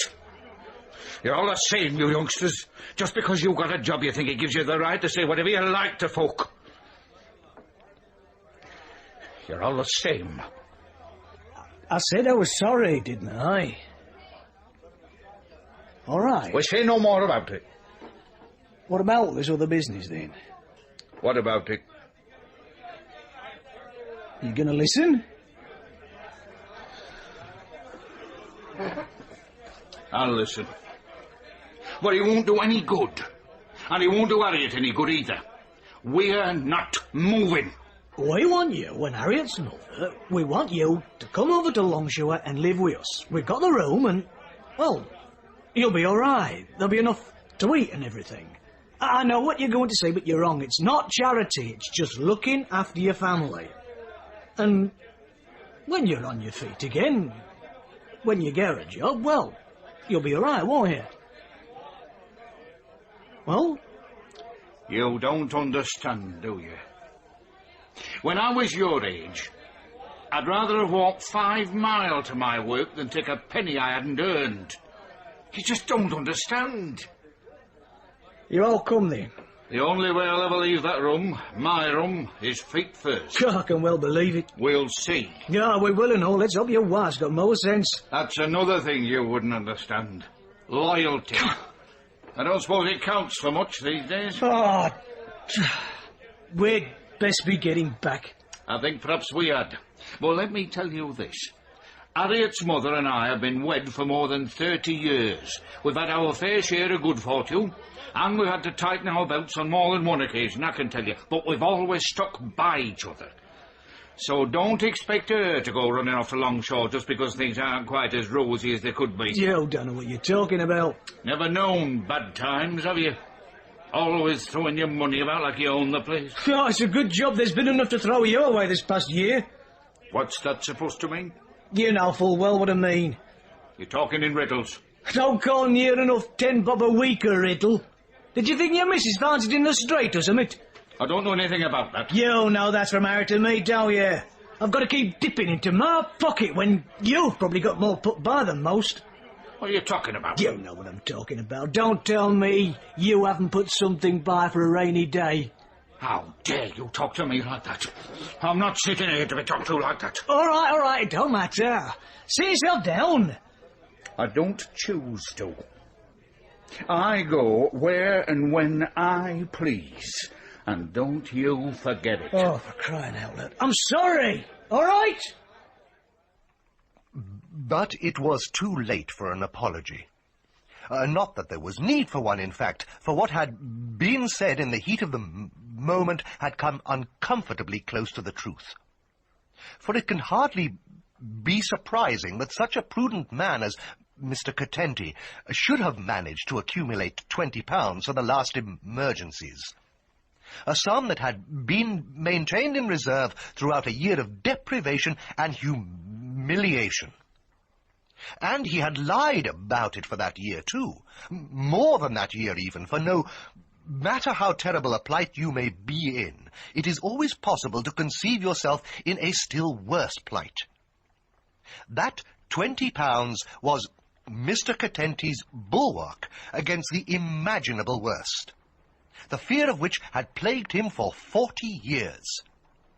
It was the last defence and resource of his independence. I only want what's right for you, Mother. Yes, dear, I know. You agree, then?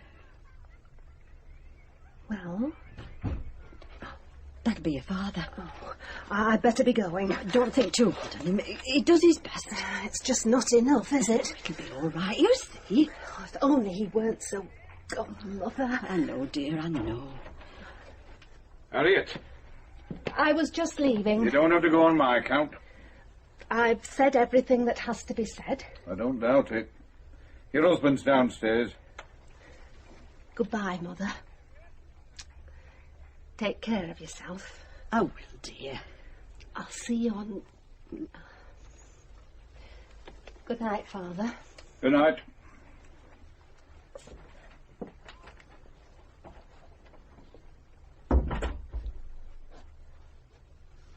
She's looking well. Yes. So, had you a little chat, did you? Yes. About moving to Longshore? Yes. I had the same from her husband. Thought if they could get us apart, they'd have a better chance of getting their way. Must think I was born yesterday. I think it's for the best. They can best help by not interfering in other folks' business. They got no right. No right at all. Anyway, we best be getting off to bed. Not much candle left. What about your supper? I had a bite when I was out. What about you? I'm not hungry. Best be turning in then. Yes. I'll put the candle out now. No point in wasting it. All right. They've got a cheek. They seem to forget I used to rent the whole house. Harriet used to be able to walk from room to room. She only remembers what she wants to remember. And the kitchen we had downstairs. We had all range to cook on there. All they see is that little oil stove in our one room. You can't expect a bed of roses all your life, can you? No sense of values.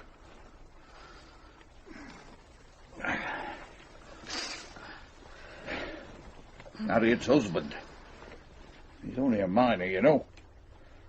I admit they make good money, don't pit these days, but he's still only a miner. I don't give him the right to try and lord it over me. He's got no sense of what's proper. You've never seen him with a decent shine on his boots, have you? So why should I submit to what he wants, eh? Why should I take his charity?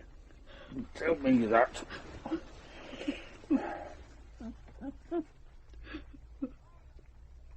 Alice? You're not asleep, are you?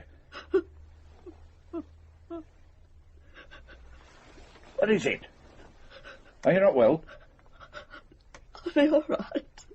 Oh, what then? Here, let me light the candle again. No, don't. Well, then tell me what's up. Well? I can't. What? I just can't. Tell me. I've told Harriet. I've told her I'll go on Saturday. Go and live with them.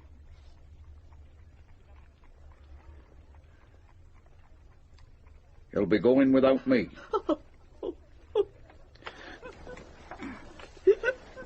We better get some sleep now.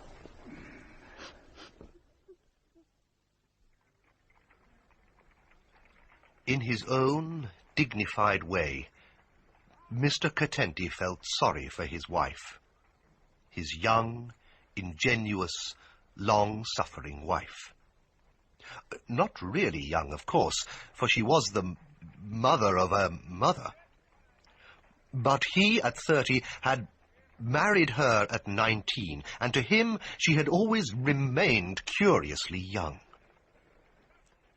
There she lay, on the verge of 50, and looking to the impartial observer far more than her actual age. But to him she still seemed like a girl, foolish, feckless, helpless.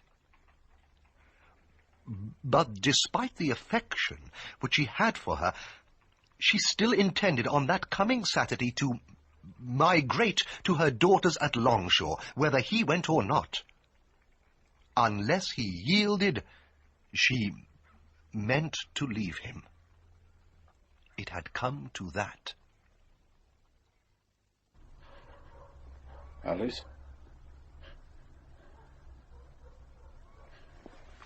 Alice? I know you're awake. I didn't tell you how I got on at Clayhanger's today.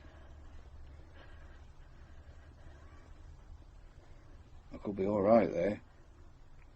They need a man with experience, you see. Said they'd let me know tomorrow. It'll be all right. You'll see.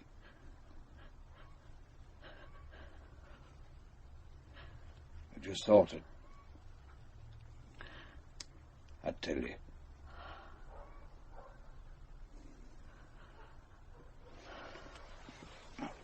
Try and get some sleep, love.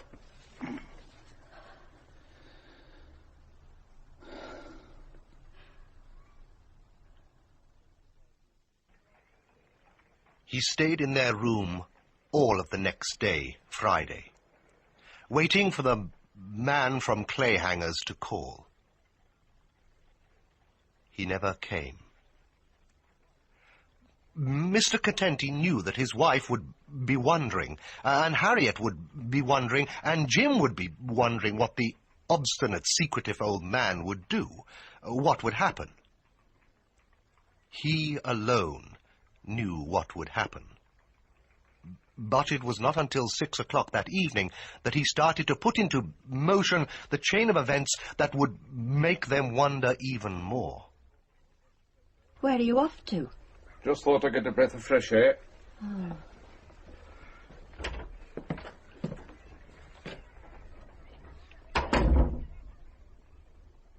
At the foot of the stairs, he paused, just long enough to make sure that his post office savings book and the authority to withdraw the sum of 2 shillings were safely tucked inside his jacket pocket. Then he opened the front door, a door that had once been for the exclusive use of himself and his family, and made his way into the dark, wintry streets of Bursley. Nick? I'd like to make a withdrawal, please. How much? 2 shillings. I've got the authority. Here you are. Yeah, seems all right. Curtenty, is it? Mr. Curtenty. Oh, yeah. All right, Mr. Curtenty. That'll leave you with £19, 18 shillings and 10p. That's correct. Sign here, then. Oh, yes. Yes, of course. There you are. 2 shillings. Would that be a florin or 2 separate shillings? Whichever is convenient. Same difference. There you are. Thank you very much. Good night. Next. Yes. I was wondering, could you tell me how much it would cost to send a small package to France? Oh, hello, Mr. Curtenty. How are you? Quite well, thank you. And you, Miss Chotsworth? A little weary, perhaps. It's always busy when the weather's turned cold. Is that right? The stove. Of course, they always make out they've come to read a book. I assure you, I really have come in to read a book. Oh, I didn't mean you, Mr. Curtenty. In fact, I can tell you what book you want before you even ask. Can you now? Oh, it's always been the same these last few times. Quain's Dictionary of Medicine. I've kept it out for you. That's very good of you. Anyone would think you were studying to be a doctor. I suppose they might. Here you are, then. I don't know that you'll get a place near the stove. That's quite all right, Miss Chotsworth. I'll be fine at the table here. Thank you. Now then. Let's see. Hodgkin's disease, prostrate gland, rickets. Yeah. Shields acid. The soluble cyanides, more especially the cyanide of potassium, largely used by photographers and electroplaters, are common articles of commerce and produce the same deadly results as the acid itself. The fatal dose of prussic acid is the equivalent of less than 1 grain of the anhydrous acid.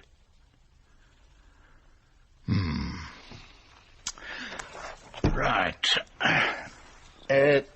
Thank you, Miss Chatsworth. Did you find what you wanted? I did, thank you. You must be quite an expert on matters medical by now. I'm not so sure about that. By the way, Miss Chatsworth, you wouldn't happen to know if Critchlow's is still open? Critchlow's? Critchlow's the chemist, in St. Luke's Square. Oh, I don't think so. Not on a Friday. He shuts at 7 on a Friday. Was it something urgent? In a way, yes, it is rather urgent. I think you'll find Salter's is still open. No, I'm not sure I want to take my business to Salter's. Not since they've changed hands. Become too showy for my liking, too puffed up. I can't think of anyone else you could be sure of finding open. I didn't realise it was that late. I suppose it'll have to be Salter's. Good night, then, Miss Chatsworth. Good night, Mr. Curtenty. As Mr. Curtenty left the free reference library in the Wedgwood Institution and stepped into the raw, muddy reality of Woodison Lane, he was, in what could only be described as a state of panic. For although he had purposely left the transaction as late as he thought he'd dare, for he desired a deserted, nocturnal town for his mortal work, he now saw the possibility of having cut the thing too fine. He walked quickly through a deserted St. Luke's Square, almost ran past the town hall, and in so doing past the empty playground behind it, the very place he had selected for his end. Thus he arrived, breathless, in the marketplace, and found to his great relief that Salter's was still open.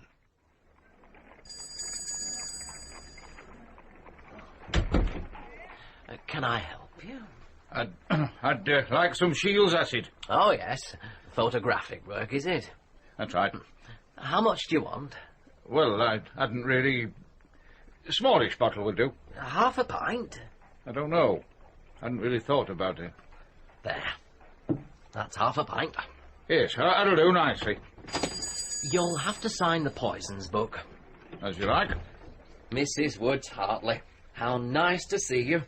Good evening, Salter. I trust you're keeping well. As well as can be expected at this time of year. Quite. Where do I sign? Would you care to take a seat, Mrs. Woods Hartley? I shall attend to you in just a moment. Very well. Now then. Name? Mr. Curtenty. Curtenty. Half pint. Shields acid. Sign there. I won't keep you a moment, Mrs. Woods Hartley. Right. 1 and 2pence, please. 1 and 2pence? That can't be right. I beg your pardon? Well, for Shields acid? Shouldn't be more than 10pence halfpenny. It's 1 and 2 here. I can go to Fresson's in Hanbridge and get it for 10pence, if not 9pence halfpenny. If you buy it here, it's 1 and 2pence. Well, not me. I'll walk over to Hanbridge. I'll go to Fresson's. I'm not paying you a fancy prices. I do apologise, Mrs. Woods Hartley. I quite understand, Mr. Salter. Now, how can I be of service to you? Mr. Curtenty walked back along Woodison Lane in the direction of Hanbridge. And although his resolution to carry out his plan was as firm as ever, he was equally determined not to be done in the eye. 1 and 2pence. What did it take me for? I'm not having to pay for his showy new shop. He can charge his 1 and 2pence them as has quarterly bills, but not to me. Impudence, that's what it is. Impudence. So, now Mr. Curtenty has yet another grievance. This time against Mr. Salter, who, by his rapacity, was forcing a determined and desperate man to walk over to Hanbridge on a dank night. I'll not have it. Newfangled gimcrackery. I'll have none of it. Impudence, bloody impudence. As he walked along Woodison Lane, past the football ground where Bursley had never yet defeated Knype, his instincts were drawn to a new, but as yet unfinished, factory building. Now, Mr. Curtenty's watchman's nose sniffed the air, in the manner of a tiger sniffing distant blood. It might be said that Mr. Curtenty had no trade, but that he had a profession was richly demonstrated in that sniffing moment. For he sniffed the night watchman's arch foe, smoke, indicating fire. He looked at the facade, whose upper windows were still unglazed, but could see no curling wisp of smoke. Yet he had faith in his nose.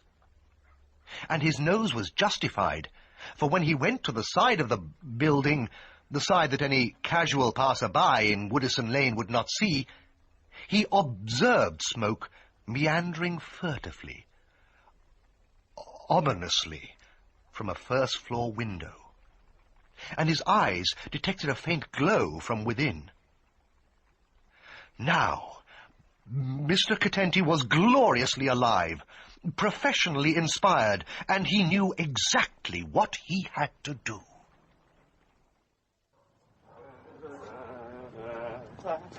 Hey, just a moment.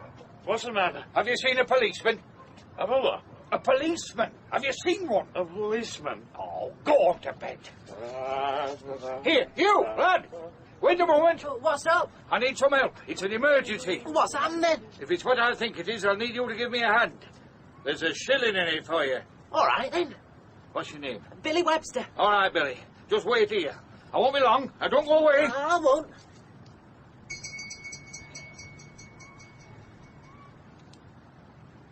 Come on, come on.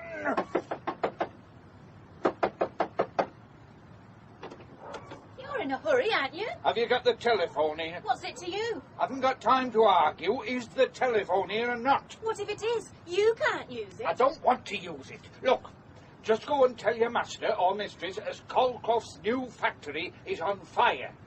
Tell them to telephone for the fire brigade. Croft? Go on, look slippy. This is an emergency. All right. Come on, Billy. We'll have to hurry. I can't see a fire. It's there, all right, lad. I know. How do you know? Experience. Come on now. Let's hope there's the gate open. Oh, good. We're in luck. Still can't see a fire. It's here, all right. First floor, on the left there. Where they haven't got the windows in yet.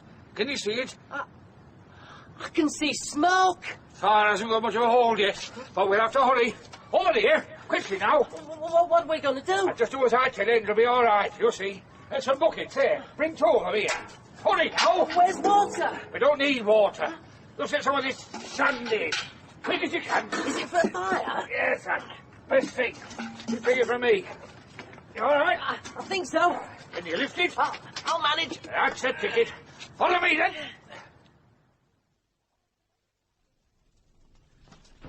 It's one of these rooms along here. It's so dark. I can't see anything. Oh, use your nose, lad. It's here somewhere.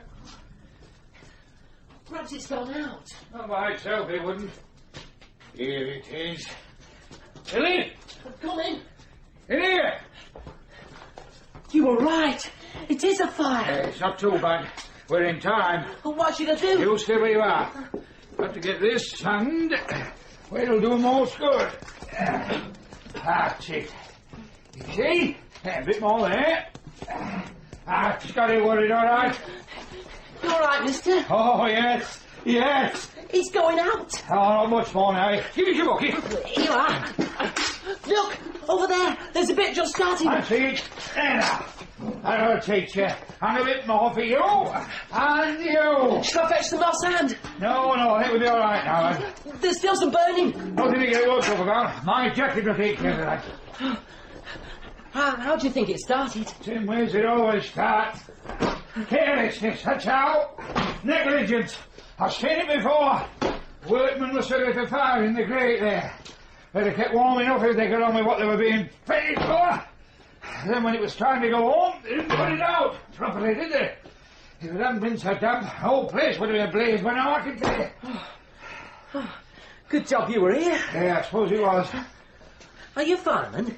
No. You should be. You know all about fires. That's part of my job, isn't it? And you, Billy, you did well. Here's your shilling. Oh, thanks very much, mister. Mr. Curtenty. Off you go. Man, are you downstairs? Are you staying here, then? For a bit, just to keep an eye on things.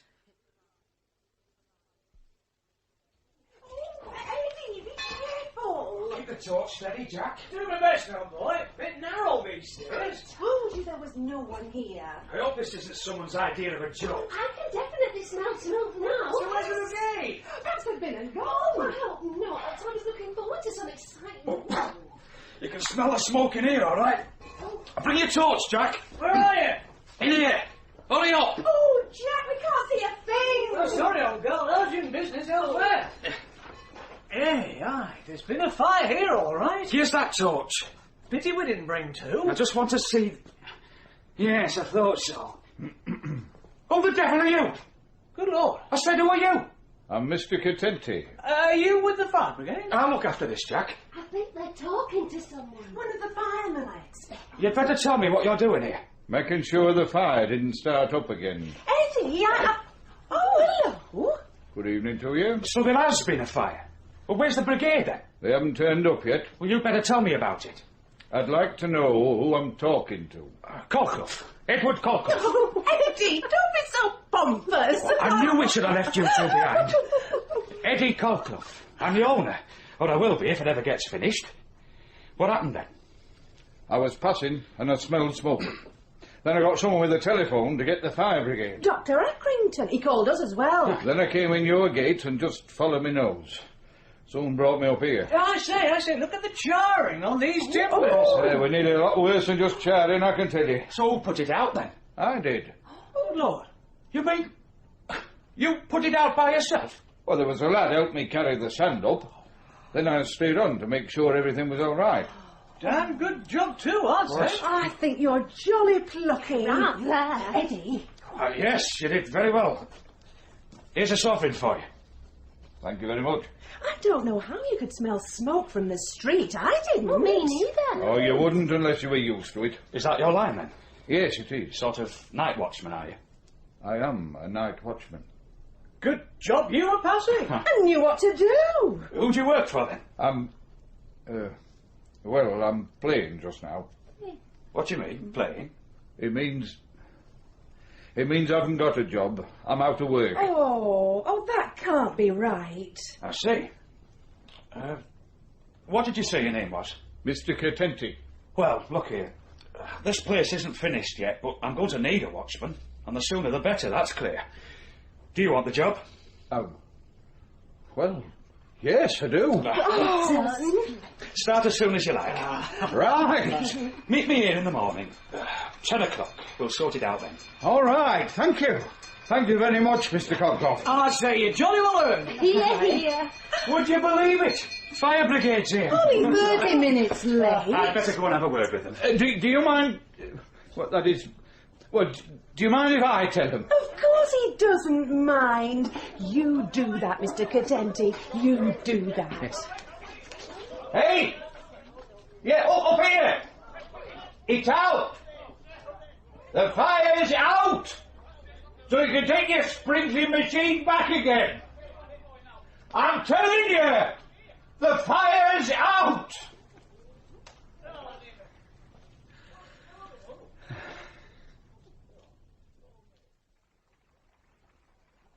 It was left to Mrs. Colclough to complete his triumph. For despite all her finery, Anne, carried away by gratitude for a great deed, and by her youthful sentimentalism, and the comicality of Mr. Contenti's dirty tweed cap, Mrs. Colclough put her ringed hands on the shoulders of the old man and kissed his sooty face. Mr. Contenti, you perfect duck.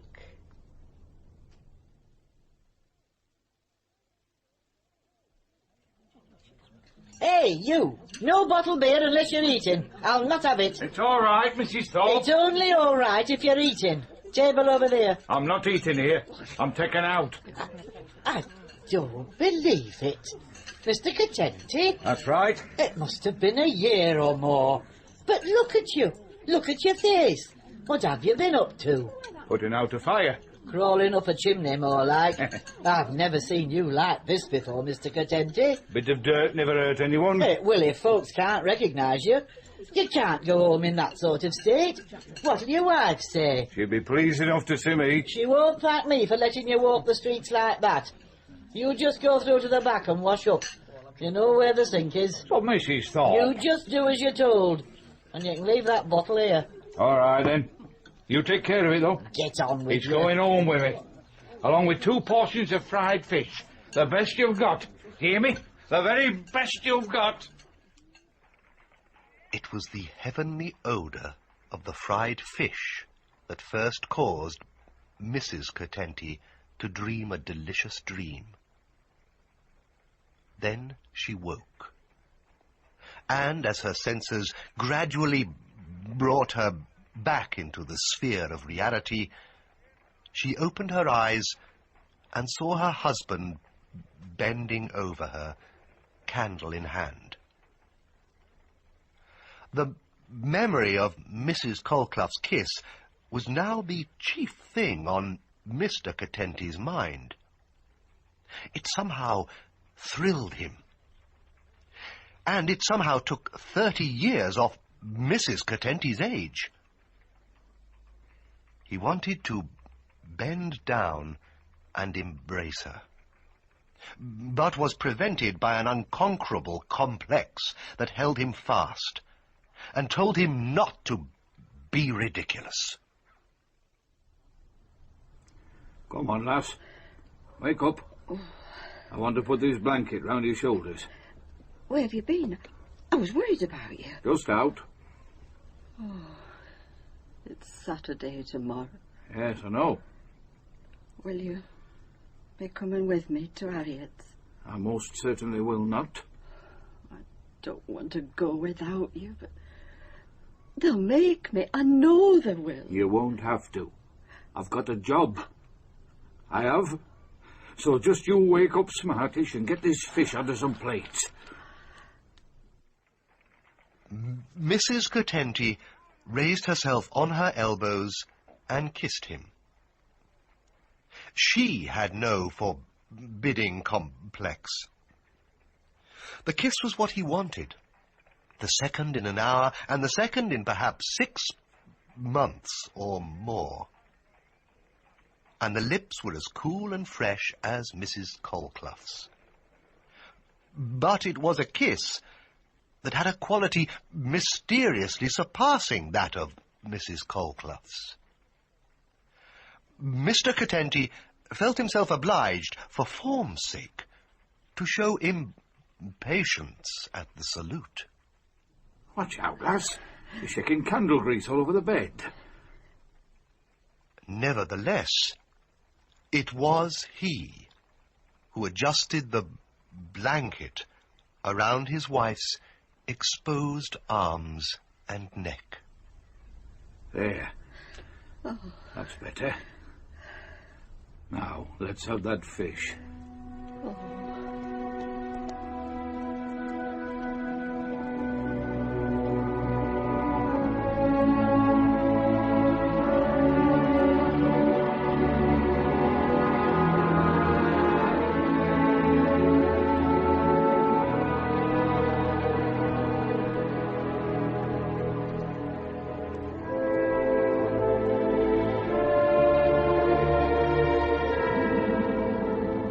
In Death, Fire and Life by Arnold Bennett, Mr. Curtenty was played by Roger Hume and Arnold Bennett by Terry Malloy. Mrs. Curtenty, Joyce Gibbs. Harriet, Hedley Nichlow. Jim, Kim Durham. Colclough, Andy Hockley.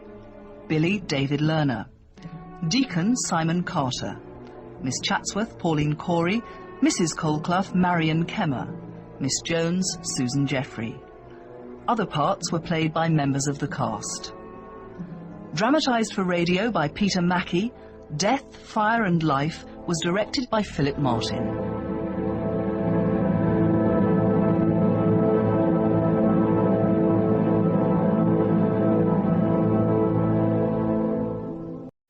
I, James Hereford, swear by Almighty God that I will well and truly serve our Sovereign Lady Queen Elizabeth II in the office of Justice of Her Majesty's High Court of Justice, and I will do right to all manner of people after the laws and usages of this realm, without fear or favour, affection or ill will. We present No Fear or Favour, a radio play by Henry Cecil, based by the author on his book of the same name, with Peter Sallis, Sarah Bedell, Peter Howell, and Paul Daneman as Mr. Justice Hereford. Congratulations, Hereford. Thank you, Lord Chancellor. I'm sorry your wife didn't live to see you elevated. How long is it since you lost her? 3 years tomorrow. She'd have been 35. You've just the one child, I believe. Yes, Angela. She's 10. Do you know, Lord Chancellor, in a way, I treat her almost like a second wife.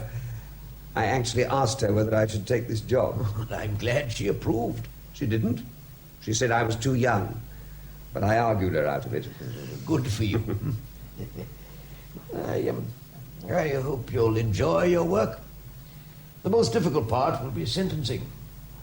I think you should be good at it. Not too sentimental, but not too severe. I wonder how you deal with that girl when they catch her. The blackmailer, you mean? Yes, when you say when they catch her, I say if they catch her. Most people are too frightened to go to the police. It's all very well to be called Mr. A or Mr. B. But somehow or other the word gets round. Anyway, it's a hateful crime. Oddly enough, Alan Herbert used to think that burglary was worse. Do you remember he said if there weren't something black, there'd be nothing to be blackmailed for. I wonder who our next victim will be. Excuse me? Yes? You live near Haywards Heath, don't you? I beg your pardon? I'm sure I saw you outside Farnbridge Church a few Sundays ago. Oh, quite possibly, but you don't live there. I'm sure I'd have noticed you. I think your wife did see me, as a matter of fact, and I don't think she liked what she saw. Can you blame her? You're much too attractive. That's funny. I thought the same of you. Oh, not really. Why not? You're a most attractive man. Has no one ever told you? Well, that's the greatest compliment I've been paid for years. Do you work round here? At the moment. I live in Bloomsbury. Oh. I suppose you wouldn't care to lunch with me tomorrow? Oh, I'd love to. But, what about your wife? What the eye sees not, you know. I say, this really is fantastic. You can't be a day more than 24. I'm 27. And you're 56. Good gracious. You're dead right. I must say, I was a bit amazed. How do you mean? When I found out how old you were. When you found out? Yes. When I'm interested in anybody, I like to know as much about them as possible. Oh, then it wasn't an accident you were here. Good gracious, no. I've been chasing you. Chasing me, an old man of 56. That's right. What does it feel like? Oh, better and better. But how did you find out my age? I went to Somerset House, Mr. Slaughter. What's that? Somerset House. That's an odd thing to do. It is rather. Then the whole thing's rather odd, isn't it? Do you usually pick up girls in the city? Oh, you picked me up. That's odder still. Have you ever in your life before been picked up by a respectable girl? No, I haven't. Or by any other girl either. Not in the city, perhaps. What did you say? I think you heard, Mr. Slaughter. Or may I call you Henry? I'm Margaret Vane. You may call me Maggie, if you like. I really must be going. I'm afraid, after all, I shan't be able to manage that lunch tomorrow. Goodbye. I have an appointment. Well, I'm sorry. You'll have to be late for it. Are you threatening me? Yes. I shall go to the police. There's a police station very close. The other side of your office, as a matter of fact. I'll wait for you here. What do you want? You've been to Somerset House, you've been to our village, and I don't know what else you know about me. This is all part of a plan. Quite right, Mr. Slaughter. Shall I tell you about it? I'm not easily frightened. You're as frightened as hell. I think I'd sit down if I were you. Oh, well. What I like about the way you read the lessons is that you don't look down at the Bible the whole time. You look at the congregation. Would you mind coming to the point? You're one of the church wardens at Farnbridge, aren't you? What's that got to do with it? If you hadn't been a pillar of the church and a Lloyd's underwriter, I don't suppose my people would have bothered about you. Your people? I come from an old-fashioned group which calls itself the Institute for Cleaner Morals. What on earth is that? It's a group of men and women who are greatly disturbed by the present moral laxity among all sections of the population. Not just among teenagers, but among church wardens, too. All right. I shouldn't have invited you out to lunch. So what? So nothing.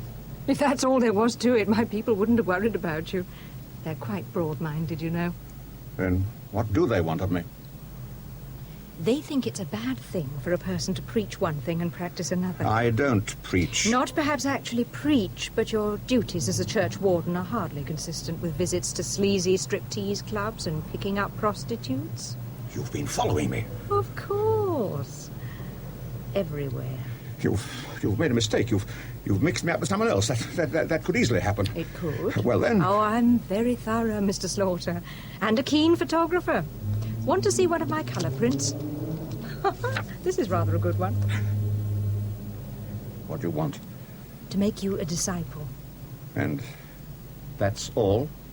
Positively all. Of course, if you would like to support the movement in a practical way, we should be only too delighted. We exist on voluntary subscriptions. And if I don't subscribe? Then my principals will decide on the next step. But you know what you ought to do. Tell your wife and the vicar what you've been up to and promise to behave in the future. I see. So if I don't subscribe, you will tell my wife and the vicar what you've found out about me. I never said any such thing. I merely told you what you ought to do. What sort of subscription would be acceptable? I think you ought to give something that hurts so that you can really feel you're redeeming your lost soul. What do you say to £2,000 down? And £500 a year? That might hurt a little. Oh, really? £2,000 down and £500 a year? This is monstrous. I shall go to the police. That's not a bad idea. Then they can break the news to your wife. By the way, tell the police that they can have a complete recording of this interview. I keep a little thing in my handbag. It prevents mistakes and misunderstandings afterwards. Wait a moment. Perhaps I was too hasty. Please. Well, what would you like to do, Henry? I would like to subscribe to your institute. You'd like it in cash, I suppose? £2,000 in cash? What do you think we are? Bank robbers? You mean I can send a cheque? Of course you can. Do you really think I want £2,000 in dirty old £1 notes? If you'd care to subscribe, here's the name and address. All cheques should be made out to the Institute and not to an individual. So glad to have met you at last, Mr. Slaughter. Goodbye.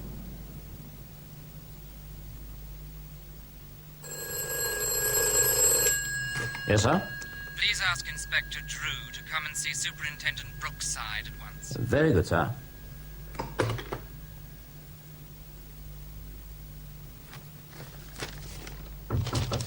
Come in.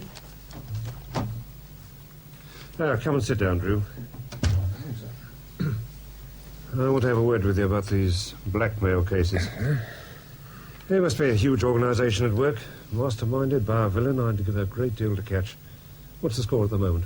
Well, 18 cases have been reported, sir, but only 3 people have been caught. And each time they've used these curious names. Yeah. Association for the Protection of the Public from Fraud, Association for the Suppression of Slander, and what was the other one? The Bankers Protection Association, sir. Yeah, it's pretty obvious there's one person or one organisation behind it all. If we can catch the girl, she might lead us to the centre. Yeah, well, it won't be all that easy to get her. But if we know half a dozen cases with which she's been concerned, she must be doing it on a very wide scale, because only a very small proportion of the people blackmailed dare to come to us. I've said I didn't want to be disturbed. Oh? Oh, very well, put him on. Yes, Superintendent Brookside speaking. Yes? Where? Quick, take this down, Drew. The Elms, Mulberry Hill, SE23, John Hardcastle. Thank you very much, Sergeant. I'll go there immediately with Inspector Drew. And have a couple of CID men outside the house in case I want them. Yeah, that was the station sergeant of Mulberry Hill. Mr. Hardcastle is being blackmailed at the moment by a girl. He hadn't time to give any details, but he said he'd leave the front door open. Come on, let's get going.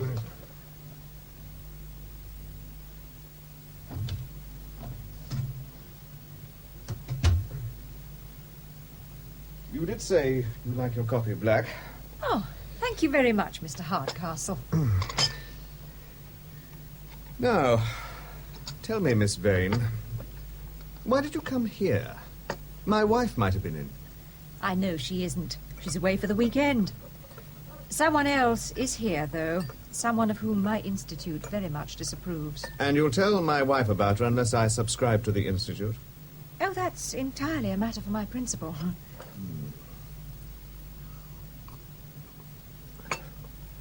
Suppose I told you my wife knows all about it and is herself having an affair of her very own this very weekend. It wouldn't be true. Your wife has gone to her sister. Her sister might be just a cover. I expect you've got your sister-in-law's telephone number. If you haven't, I have. If you ring her, you'll find your wife is there. You take a lot of trouble, don't you? Cleaner morals are worth taking trouble about. Just a moment. I thought I heard something. I didn't. I suppose when you're having an affair, you get a bit edgy. How right you are. Sounds as though you know from personal experience. There's no need to be offensive, Mr. Hardcastle. I'm not so sure about that. You calmly walk into my house and say, or imply, that if I don't subscribe £500 a year to your institute, you'll tell my wife I've been having an affair with Eileen Abbott. I never mentioned Eileen Abbott or £500. But that's what you meant. Would £500 a year be thought a satisfactory subscription, do you think? I should say it's quite generous. And if I agree to subscribe, I can rely on the institute not telling my wife about Eileen?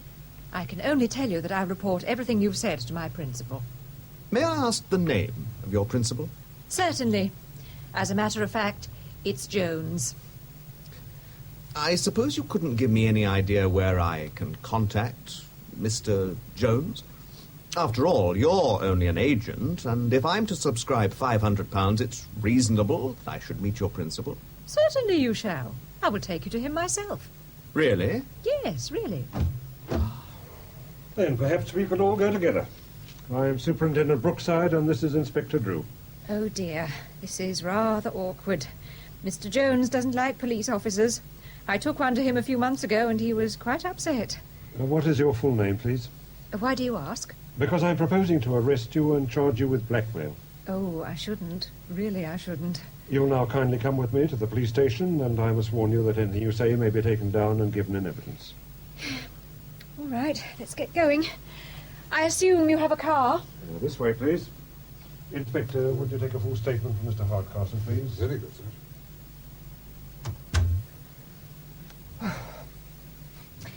Please sit down, Inspector. Oh, thank you, sir. Well, I should like to congratulate you on what you've done. Oh. It's been a tremendous help to us. The one thing that puzzles me is this. I assume the information the girl had is quite wrong, and that's why you weren't frightened to get in touch with us. On the contrary, Inspector, the information the girl had was absolutely right. She was on a winner. It was only when I realized what her game was that I also realized that I wasn't going to stand for it. So I made an excuse to leave the room and said a few words to my local police station. I must say you fellows can act quickly. Well, I do congratulate you, sir. Now, perhaps if you'd make a full statement for me. Oh, yes, of course. If you don't mind, we'll start with your full name and address and age.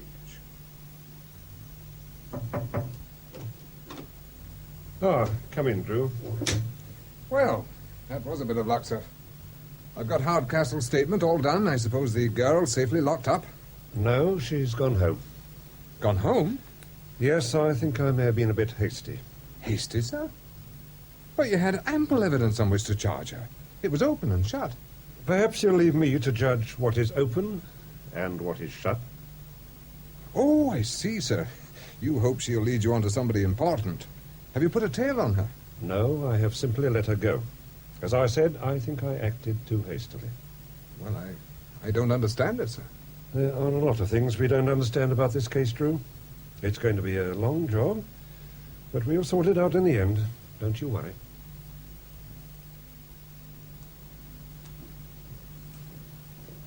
Good afternoon, my lord. Good afternoon. Good afternoon, my lord. Good afternoon.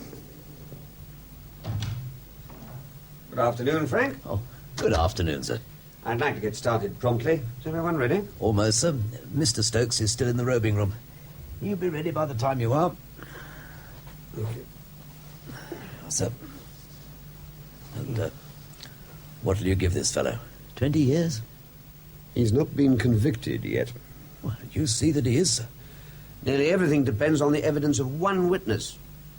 Quite a tall order to get a conviction for a vast conspiracy on the word of one person. But you do think he's guilty, don't you, sir? It's Angela's birthday tomorrow. I want you to get me some tickets for a matinee. I'm told that children of her age like that play on at the Savoy. Get me 2 stalls, will you? Certainly, sir. I don't like starting a big case on Friday afternoon. Over the weekend, the jury may come to provisional conclusions before they've heard the whole of the evidence. Couldn't you get through this in an afternoon, sir? Impossible. Not even if you kept quiet? Do you remember when you started as a judge, you had a little card with "Shut up" in front of you? I came across it the other day. So I'm surprised you didn't put it on my desk. I would have, only it was illegible. Do you know what I'd do, sir? What? I'd make some judges listen to tape recordings of their summings up. I've listened to one of mine, as a matter of fact. What did you think of it? Rotten. But I think it was fair. I wonder if the prisoner thought so. I bet he did. He was acquitted. Right, sir. I think you can go in now. And don't forget what I said about this chap. Whatever he's done, he's got to have a fair trial. Oh, absolutely, sir. Just so long as he's convicted.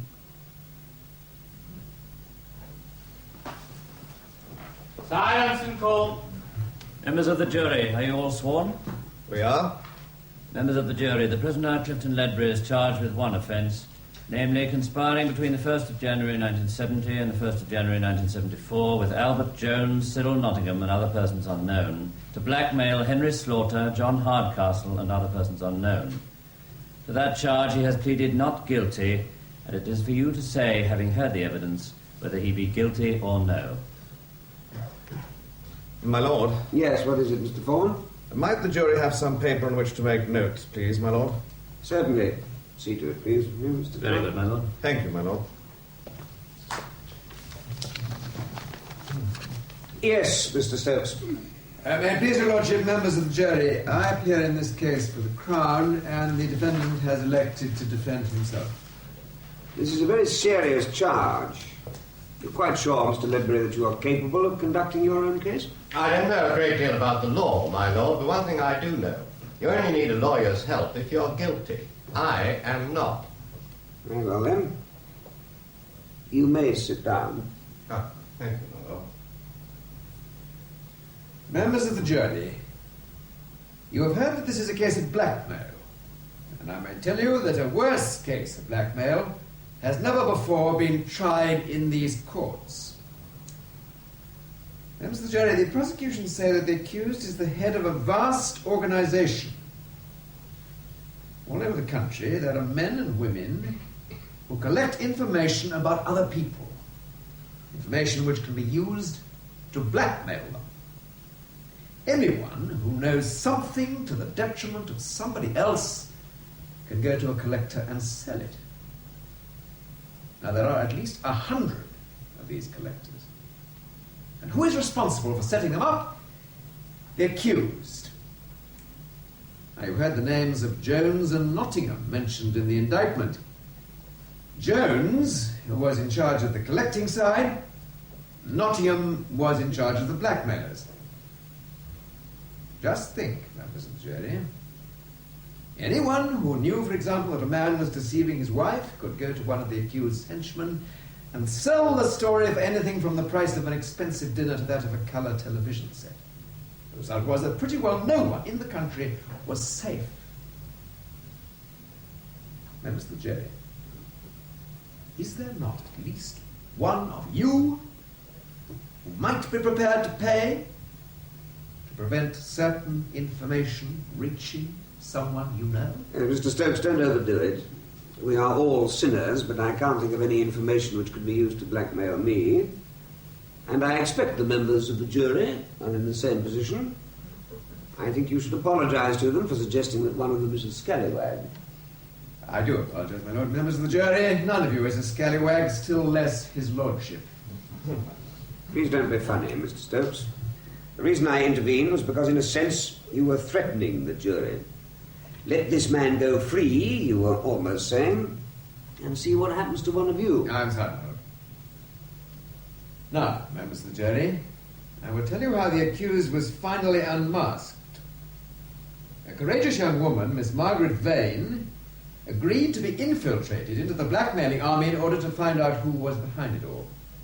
Now, she is the witness on whom the prosecution mainly relies. She was discovered because it was thought at first that she was one of the gang herself. Now, she can give direct evidence of the accused's guilt. Members of the jury, I will now call the evidence. The first witness is one of the victims.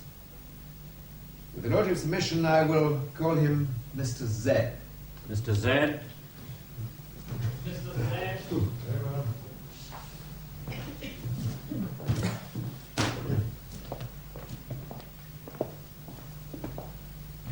Are you known in this case as Mr. Z? Yes. Take the book in your right hand and repeat the words on the card. I swear by Almighty God that the evidence I shall give shall be the truth, the whole truth, and nothing but the truth. Mr. Z, I believe you've written your name and address on a piece of paper. Please hand it to the clerk.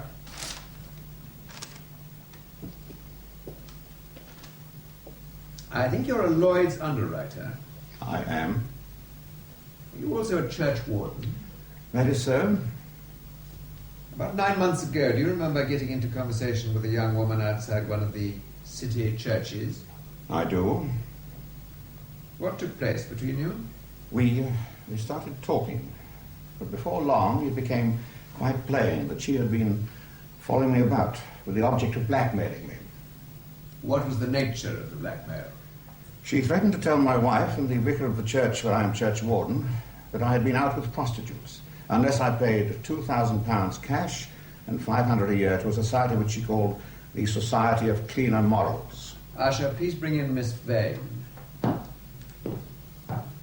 Miss Vane.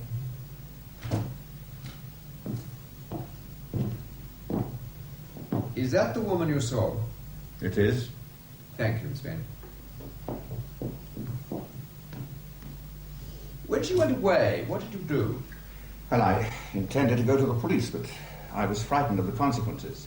I preferred to pay. I agree, my lord, that it was cowardly of me and wrong. Thank you, Mr. Z. You wish to cross-examine, Mr. Ledbury? Oh, yes, please, my lord. Mr. Z, can you give the jury any guide as to how they should tell whether you are speaking the truth or not? I don't understand. Well, I'll spell it out for you. You have admitted that you're a coward.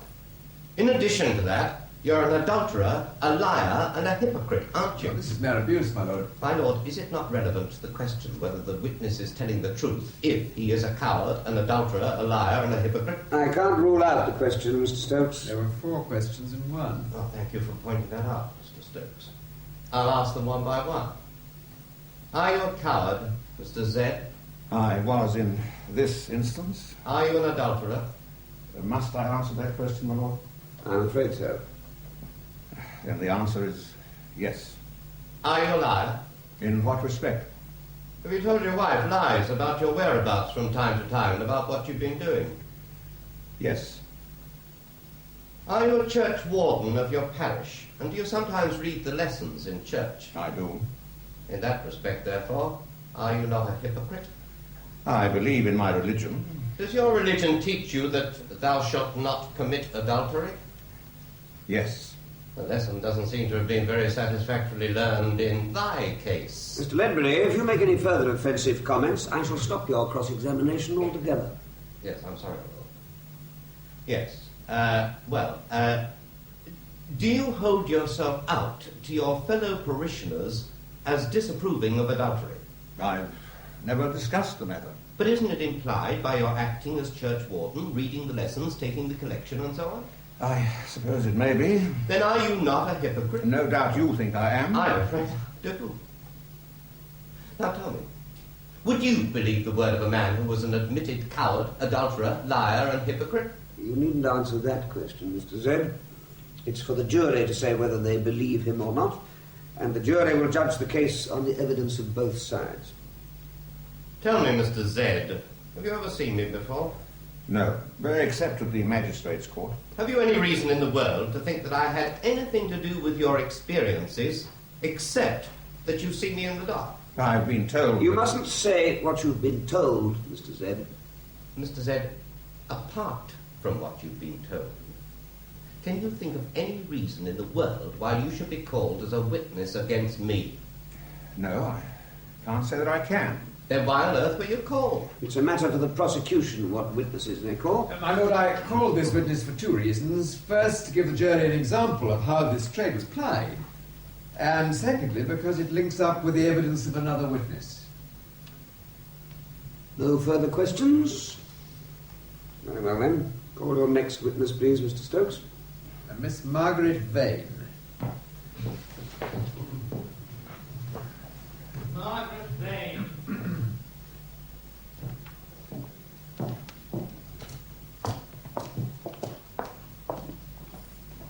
Are you Margaret Vane? I am. Take the book in your right hand and repeat the words on the card. I swear by Almighty God that the evidence I shall give shall be the truth, the whole truth, and nothing but the truth. Now, Miss Vane, what are you? At the moment, I can only describe myself as a hunted woman. I beg your pardon. A hunted woman. 2 attempts have been made either to kidnap or murder me. A car tried to run me down and nearly killed a friend of mine.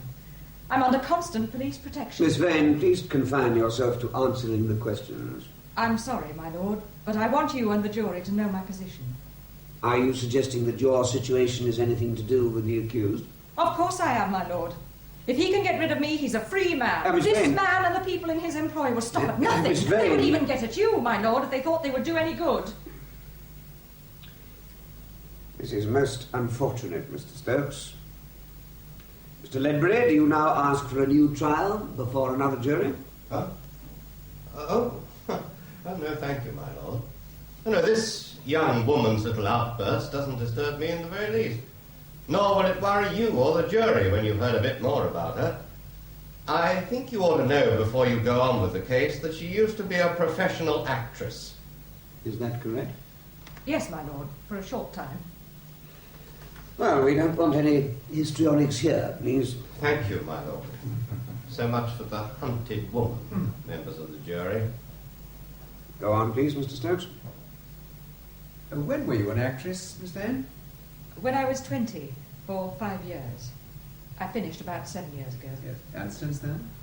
I took a secretarial course and then I had various jobs. Did you eventually have a post with a well-known journalist who, if your lordship permits, I shall call Mr. X? Yes. Should his lordship permit it? Is no one in this case going to appear under his own name except me? The so-called Miss Vane isn't vain at all, as you'll see in a minute. Now her employer is to be known as Mr. X. We've already had Mr. Z. Does the usher wish to call himself Mr. Y? Silence! You won't help yourself by being facetious. It's quite normal in cases of this kind for names to be withheld.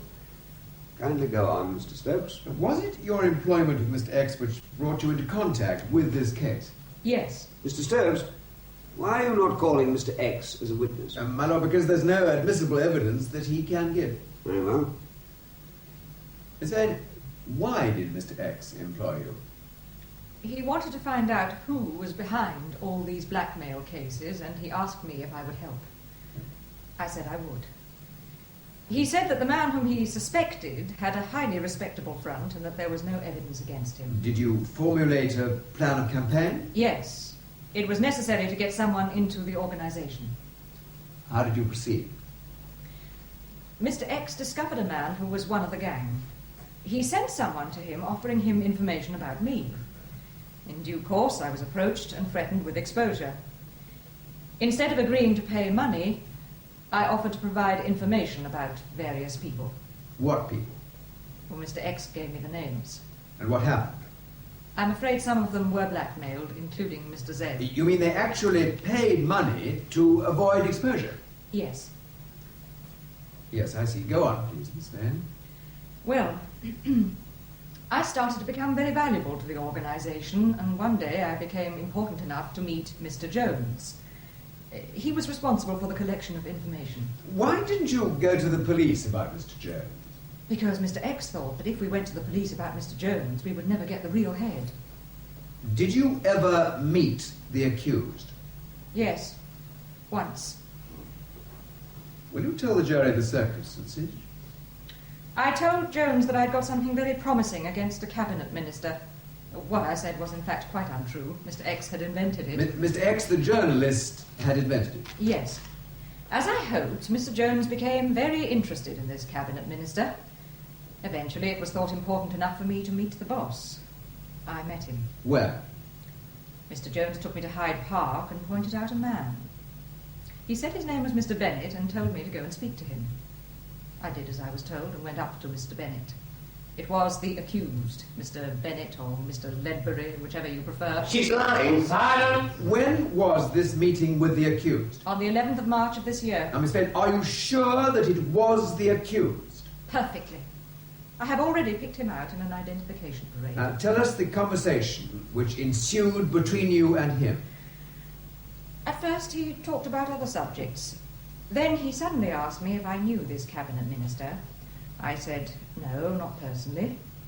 He then questioned me about the information which I had given to Mr. Jones. What was it? Oh, that this minister had been selling cabinet secrets to a journalist. What did the accused say about this? Oh, he wanted chapter and verse. With Mr. X's help, I was able to supply the details. He said he would make enough to close down. He said he was a little disturbed about all the prosecutions which were taking place. So far, no one had suspected him, but he didn't believe in riding his luck too long. He would take £100,000 off this minister and call it a day. You say that he mentioned other cases? Oh, yes, several. And he made it quite plain that he was the organizer of the whole business and that it was his main source of revenue. Why did he tell you all this, Miss Vane? I was important to him in this case of the cabinet minister, and he reckoned that I was quite safe as I was so completely involved in the other cases. Thank you, Miss Vane. Mr. Ledbury, would you like to cross-examine?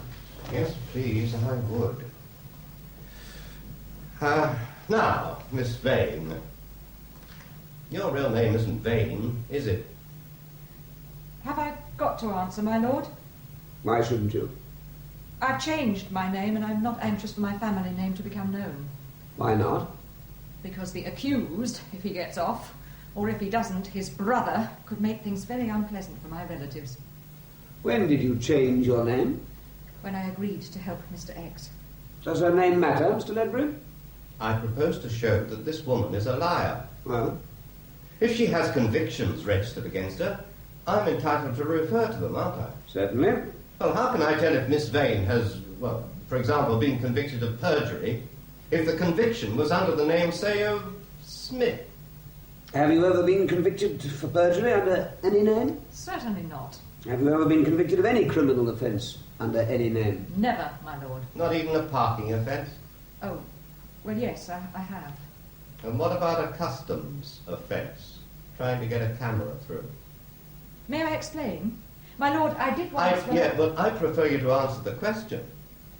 Were you not convicted for trying to get a camera through the customs undeclared?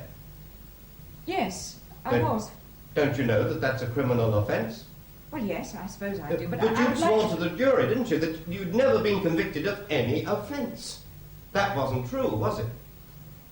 Not strictly, but I only tried to smuggle the camera through in order to commit a crime for which one of your gang might want to blackmail me. Really? Well, it wasn't very bright, was it? I mean, who worries about customs offences?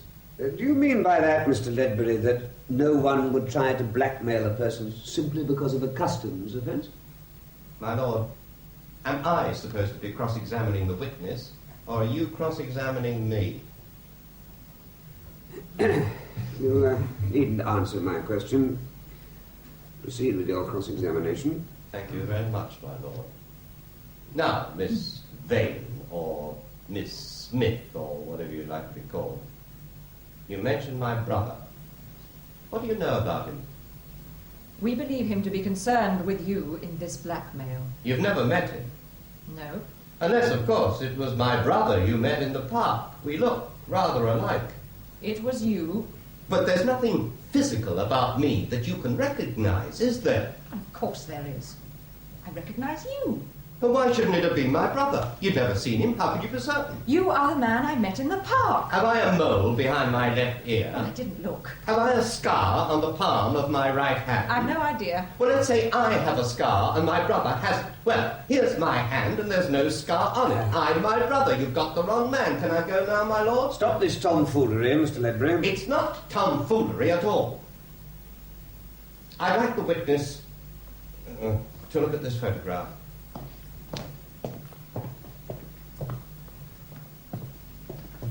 Can you tell which is me and which is my brother? Well? You're on the right, I think.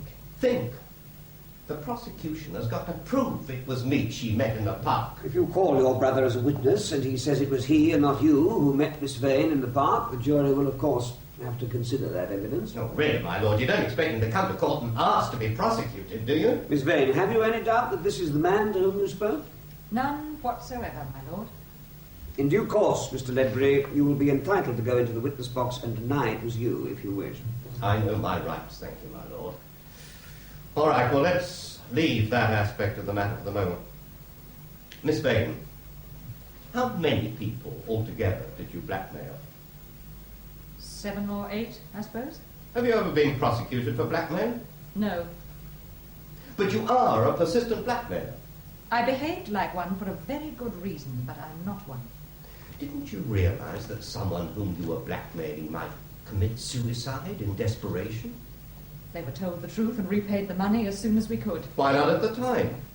Because unless they really believed they were being blackmailed, they might very well have given the game away. A charming game which you were playing with other people's lives. You've made your point quite plainly. Kindly continue to ask questions. You didn't hate the people you blackmailed, did you?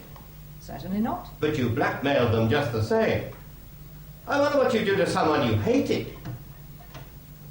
No, just one moment, please. My lord, this note has just been delivered for you. The man said it was very urgent.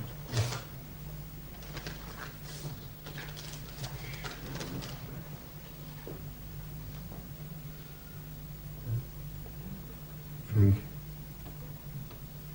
go and telephone my home. See if Angela is there, and come back at once and tell me. If she isn't at home, then tell me where she is. Very good, sir.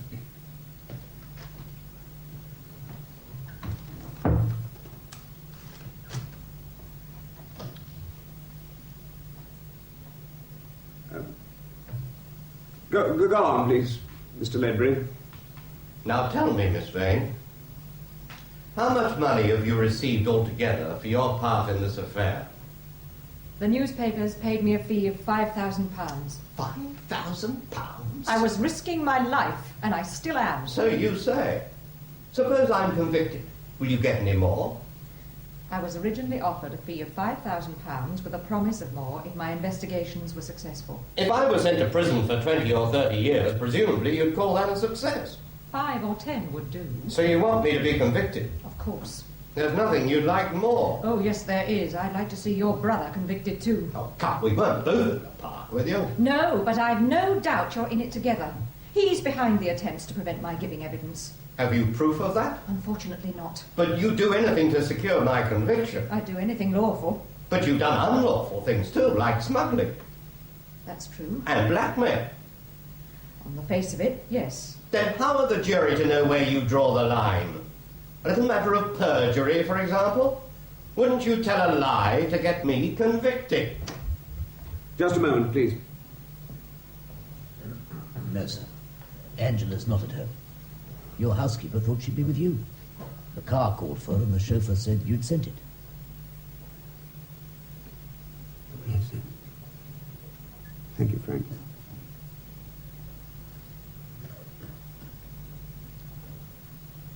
I think this will be a convenient moment to adjourn. Members of the jury, please be in your places by 10:20 on Monday morning. Silence in court. All persons having anything to do before my lords, the Queen's justices, for the jurisdiction of the Central Criminal Court, may now depart hence. God save the Queen.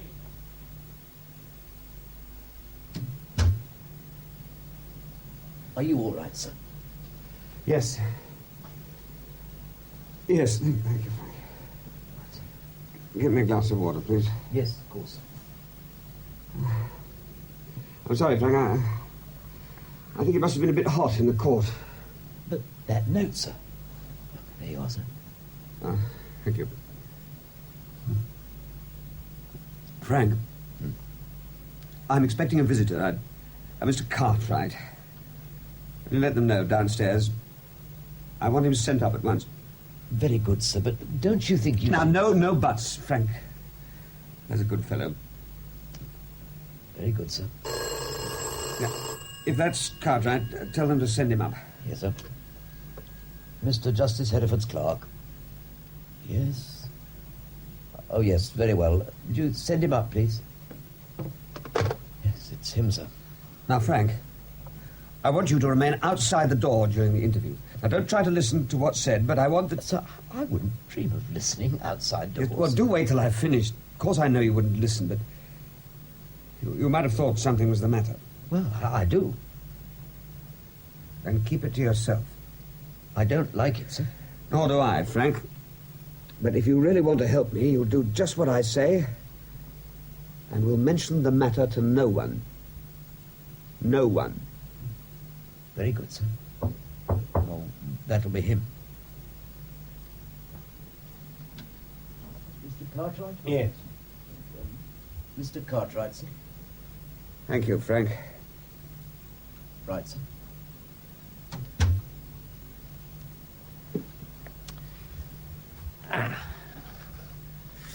All right if I sit down? Where is Angela? She's an only child, isn't she? Now, please answer my questions, although there's no point in my staying. She is an only child. Good. And my name's not Cartwright. You'd like to know what it is? Now, look. In that court you just left, you may be kingpin, but in this interview, I am.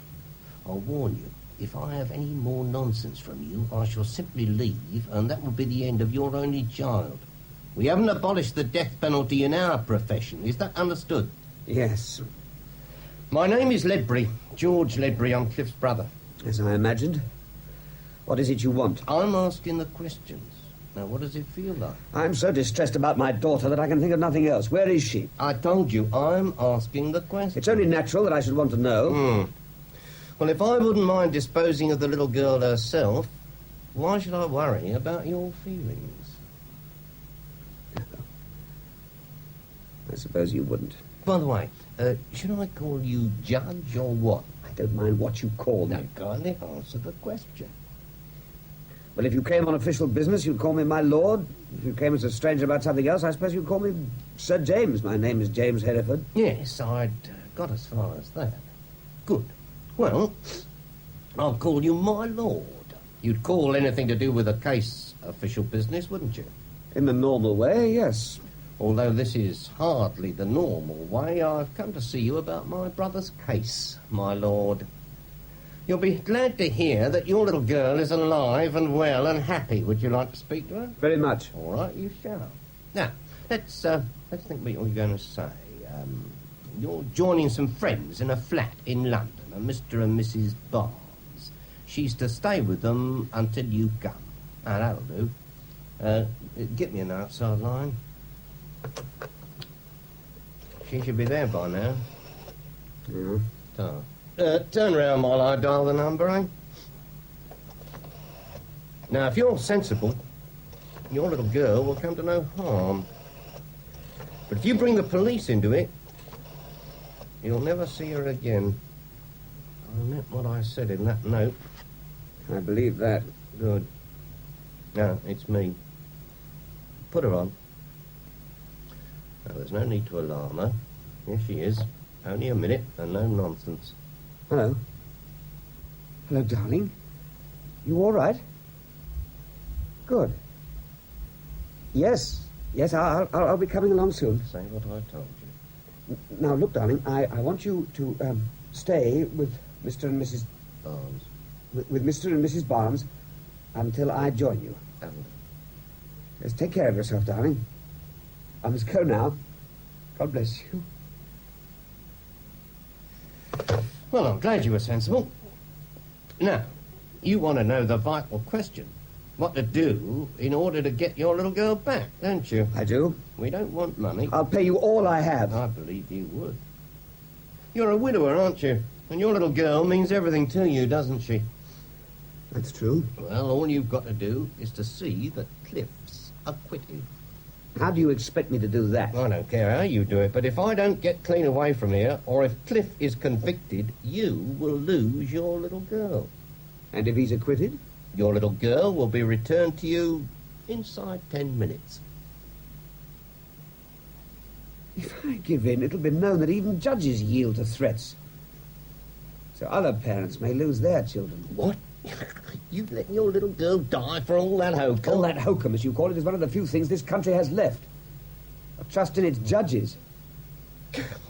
I've only got to lift that receiver and you'd get 20 years. You've only got to lift that receiver and your little girl dies. Like that. I'm not going to have my brother put away for 20 or 30 years. That's what you'd give him, isn't it? He'd certainly get a long sentence. Do you think he'll be convicted? Is he guilty? What's that got to do with it? What you've got to do is to get him off. I don't believe your brother's made a good impression on the jury. If he doesn't do better when he's giving evidence, however I direct them, the jury may very well convict him. Well, can't you get them to stop the case before Cliff has to give evidence? Only if there's no evidence against him. But here there is evidence. Well, what's the chief evidence against him? It's the girl, isn't it? Yes. Well, smash her to pieces. How? Well, that's up to you. But you've got to do it so that it looks genuine. You've got to act the part, all right. You've got to act as you've never acted before. Otherwise, if people thought you were off with your rocker, they might interfere before the trial was over. Whatever I did, I still can't guarantee the result. Well, I can guarantee the result if you don't succeed.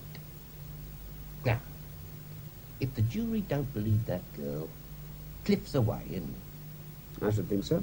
If she refuses to answer a question, you can tell the jury that she's not a reliable witness, can't you? It depends on the question. But the witness has got to answer if you order her to, hasn't she? Yes, if I order her to. And if she refuses, you can tell the jury to disregard her evidence. What is the question? When you ask her if she's ever been employed by this man, she'll refuse to answer. And the rest is up to you. But there must be a point to a question. The mere fact that she was or was not employed by someone may not be material. Don't make things so difficult for yourself. I've given you a way out. Now, you ask the question. She'll refuse to answer. Members of the jury, you'll say. Can you really be satisfied of the prisoner's guilt on the word of a witness who refuses to answer a perfectly simple question without giving any good reason? But you can do that sort of thing much better than I can. And you will, won't you, my lord? Good afternoon. So good of you to see me, my lord.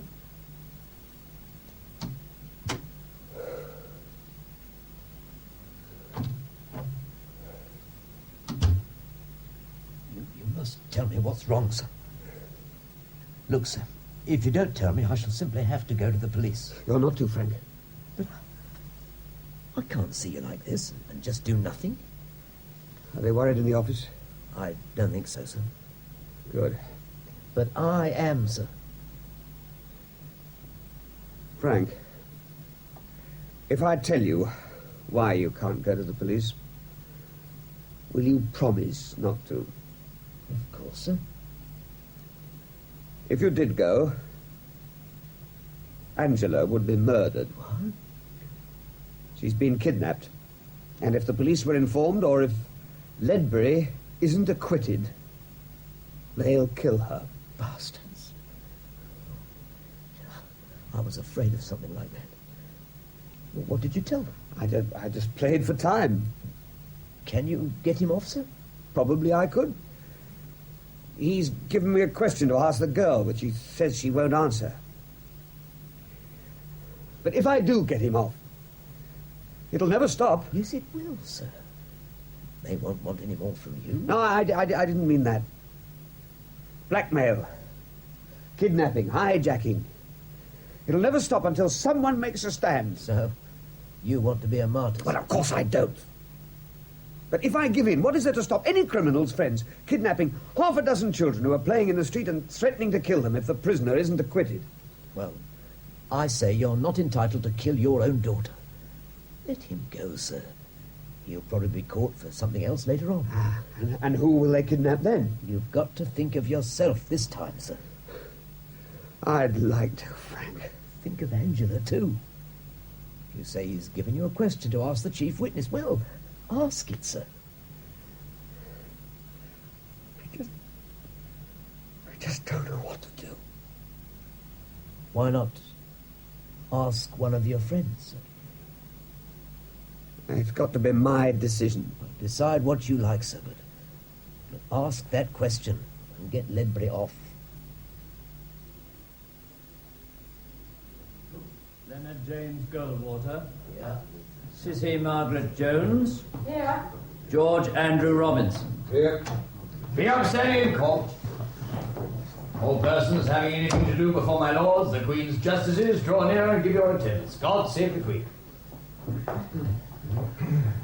My lord, I want to make a complaint. What is it? Well, Superintendent Brookside has refused to let me see my brother. Your brother? When? When he came here on Friday afternoon. Mr. Stokes, will you ask the superintendent to come into the witness box? Very good, my lord. Fetch Superintendent Brookside, please, Usher. He's the officer in charge of the case? Yes, my lord.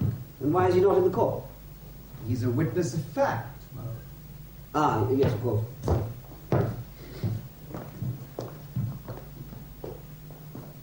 I swear by Almighty God that the evidence I shall give shall be the truth, the whole truth, and nothing but the truth. Superintendent, the accused complains that you wouldn't allow him to see his brother here on Friday. Is that correct? Not entirely, my lord. What happened? A man who said he was the brother of the accused came here and asked if he could see him. I said yes, on condition he allowed himself to be searched before and after the visit. He refused, so I said he must apply to see the accused in prison. Do you want to ask the officer any questions? Only one. Superintendent, can you tell the difference between me and my brother? Of course. When my brother saw me at Brixton, he said that you... You saw him at Brixton? And what on earth are you complaining about? My brother's a very busy man. It was most inconvenient for him to come to Brixton. Don't let us waste any more time. I hope your lordship isn't going to run the case against me just because you think I've made a frivolous complaint. On Friday, you offered me a new trial before a fresh judge and jury. I think I'd like to accept your offer now. It's too late. Now? Oh, well, I shall have to make do with what there is. Behave yourself. Suppose I don't. If you don't behave yourself, I shall deal with you for contempt of court. Would that be wise? What did you say? Nothing, my lord. My lord, as the superintendent is in the witness box, I wonder if his evidence could be heard straight away. It's rather inconvenient having him out of court. Unless, of course, the accused objects. Do you object, Mr. Ledbury? I don't mind in the least. He's no more likely to tell the truth this afternoon than he is this morning. Proceed, Mr. Stokes, please. Superintendent, you were the officer in charge of the inquiries in this case. Did you, in consequence, pay a visit to the accused in his home in Knightsbridge? Now, isn't that what they call a leading question, my lord? It tells the witness that he saw me. It might have been my brother. Well, Superintendent, was it the accused or his brother that you saw? It was the accused. When did you first see him? At about 11 a.m. on the 23rd of April. What took place between you? After I'd satisfied myself as to his identity, I told him that I was making inquiries about a number of cases of blackmail, and I thought he could give me some information about them. What did he say? He said, I have nothing whatever to do with any of this, but if you ask me, it's a good thing to show some of these people up. Dissolute church wardens, for instance. Now, Superintendent, did you at any time mention a dissolute church warden to him? No. When he said that, I asked him how he knew a church warden had been blackmailed. He said he must have read it in the paper. I said that it hadn't been in the paper. He then said it must have been gossip. Shortly afterwards, I left. Mr. Stokes, I imagine that you're going to rely on the evidence of the accused mentioning the churchwarden. Very much so, my lord. Surely he should have been cautioned first. It's a borderline case, my lord, and in my submission, it's within your lordship's discretion to admit the superintendent's evidence. Or to refuse to admit it. I ask you to refuse. I ask you to admit it. You're a judge, my lord. You hold the scales of justice. Don't tilt them against me. If they should be tilted at all, they should be tilted in my favour. That's the law of England. Better 100 guilty men acquitted than one innocent man convicted. That may be what a lot of people think, and it may be right. But it is not the law of England. The law simply says that no one shall be convicted of a crime unless the case is proved against him. No more, no less. I shall admit the evidence. Is that a wise decision, my lord? Don't be impertinent. If you disagree with it and are convicted, you can appeal. It might be too late, then. What exactly do you mean by that? Nothing. You wish to ask the superintendent any questions, Mr. Ledbury? Yes, please. Superintendent, isn't it a very old trick to say that a suspected person has mentioned something which he couldn't have known unless he's been concerned in a crime? A man is charged, say, with murdering a woman. None of the papers have said how she was killed, and the accused, when questioned, says, "I never strangled her." How did he know she was strangled? Yes, that happens. But of course, if a police officer has very conveniently told the accused that the woman was strangled, his answer would be quite normal, wouldn't it, Superintendent? Yes, I suppose so. Well, that's what happened in this case, isn't it? I don't understand. Of course you understand. You mentioned the churchwarden to me first. It was only after that I said it was a good thing to show up dissolute churchwardens. Did you mention the churchwarden first, Superintendent? Certainly not, my lord. Are you sure? Absolutely. Of course he says that now. Now he's got the point. Have you any further questions to ask? Well, it doesn't seem much use. Everyone's against me. I don't suppose I shall ever see my family again. My wife. Poor little daughter. If you send me away for 30 years, she's as good as dead to me. Mr. Ledbury, you're an intelligent man. You know perfectly well that this case is not over, and you are presumed innocent until found guilty. And you have not been found guilty. So kindly stop talking nonsense and let's get on with the trial. Very well, my lord, but it's not nonsense. I've no re-examination, my lord. I'll recall Miss Vane.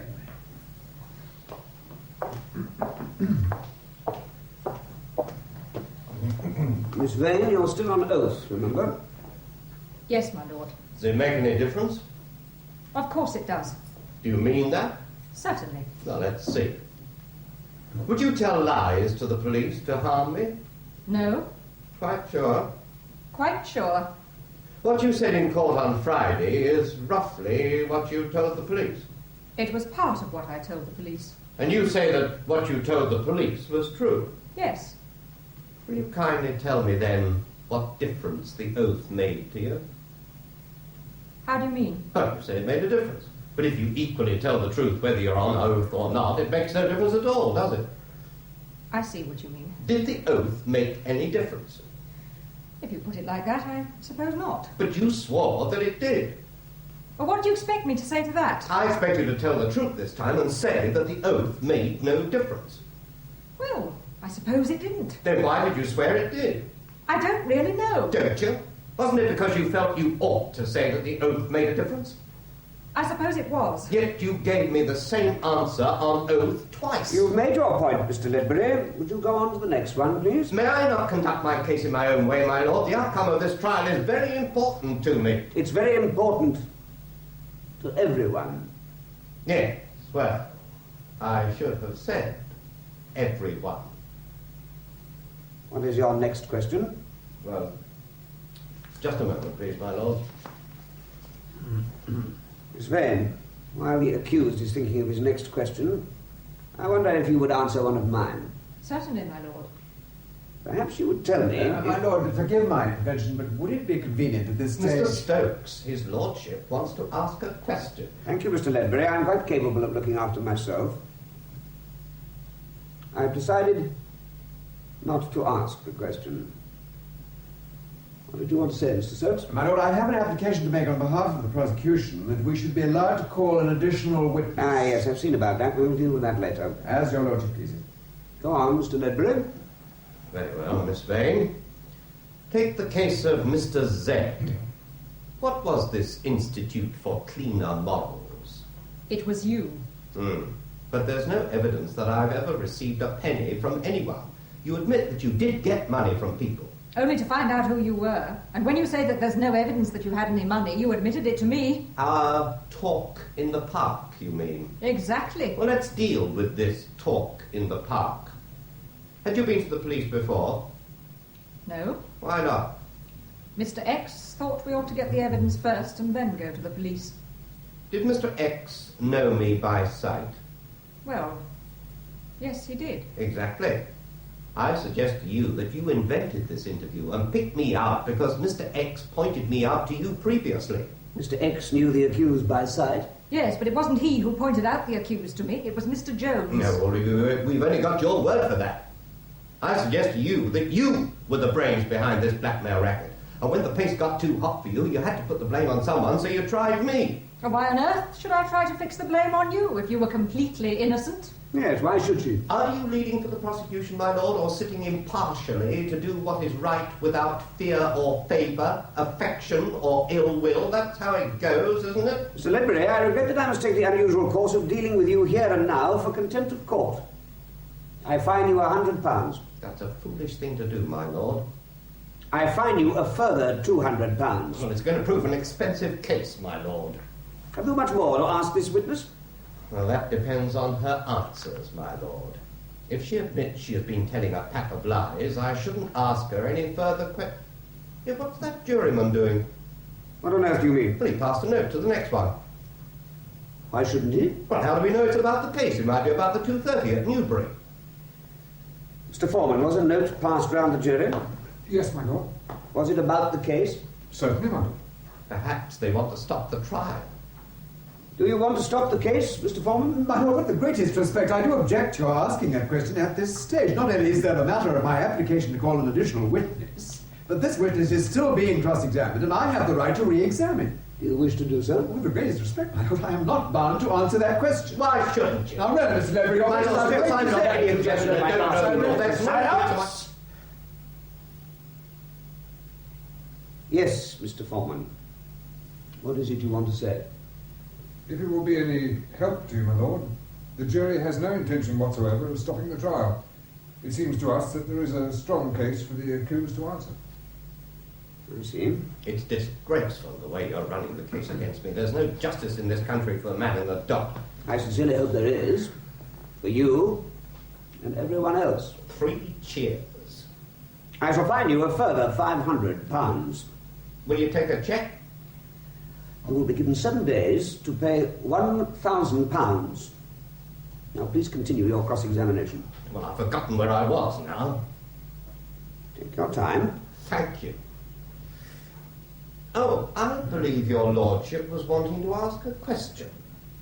Perhaps you'd like to do so while I'm thinking. Miss Vane, there is a question I would like to ask you. I'd like to know if you were ever employed by this man. Usher, take this to her, please.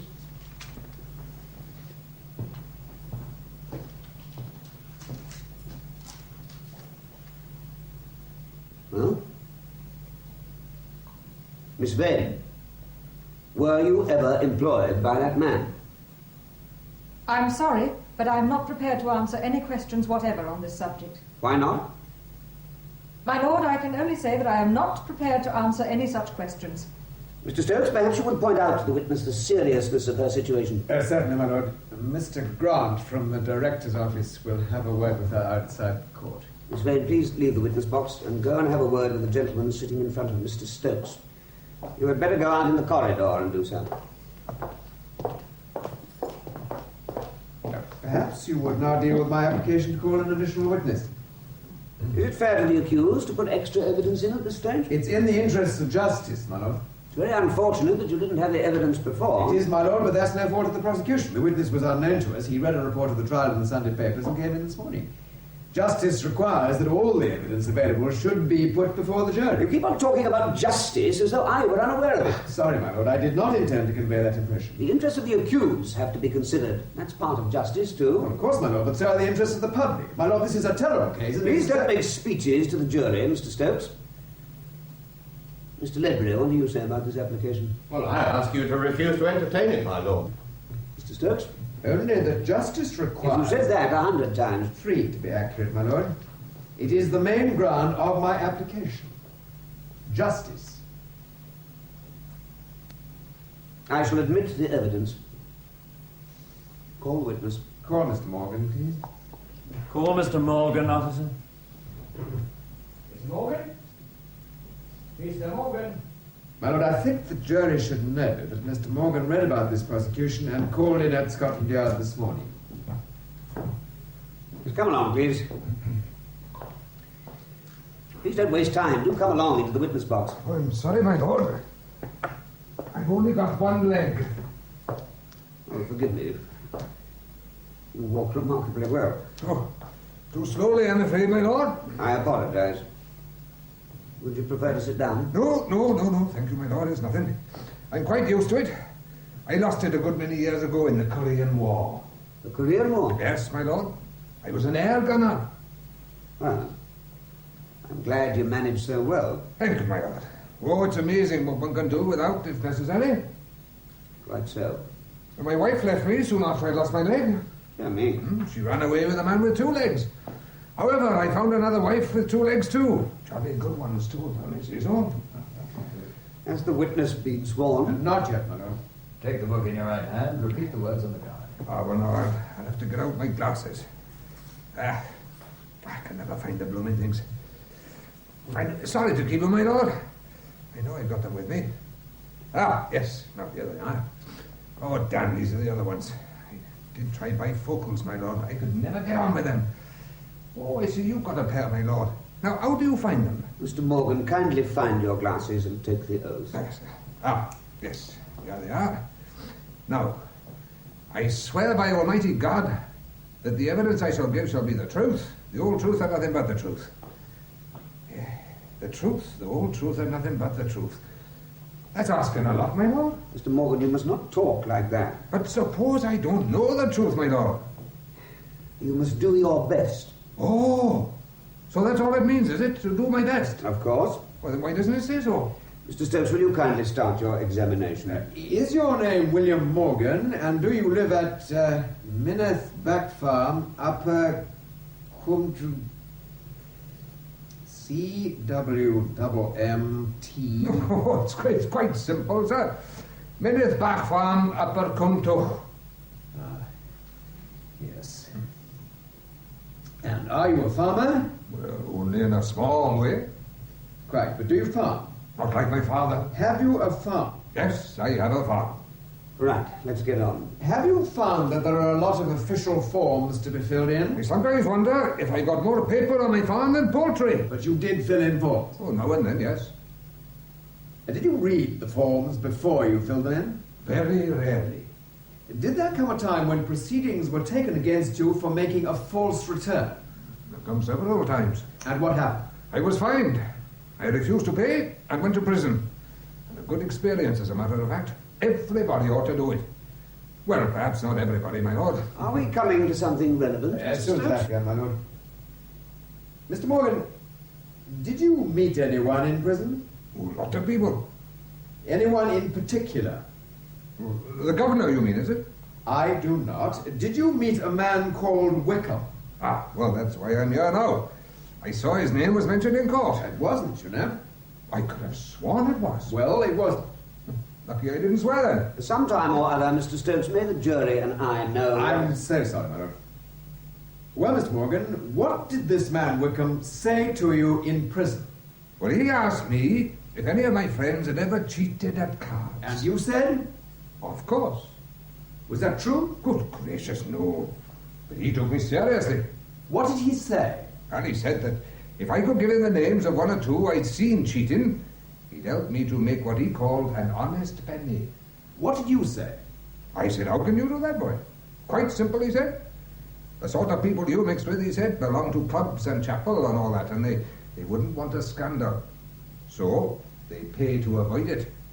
Well?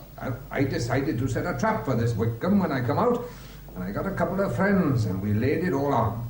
Now, one of them wrote a letter to the other pretending to apologize for cheating. I took this to my prison friend, and he was delighted.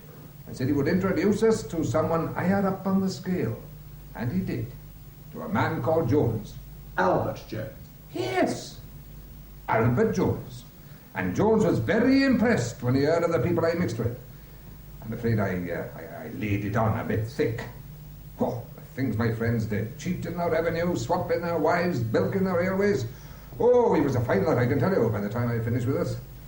Eventually, Jones said he'd like me to meet his boss, and we made an appointment, and I met him. Did you talk to the boss? Oh, indeed, yes.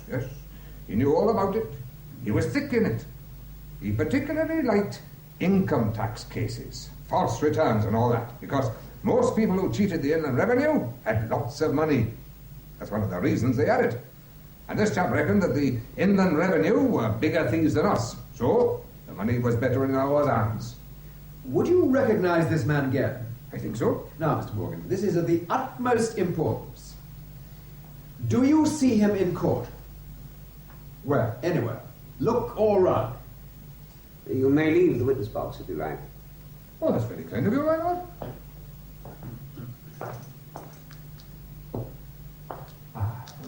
You may disregard the jury. Oh.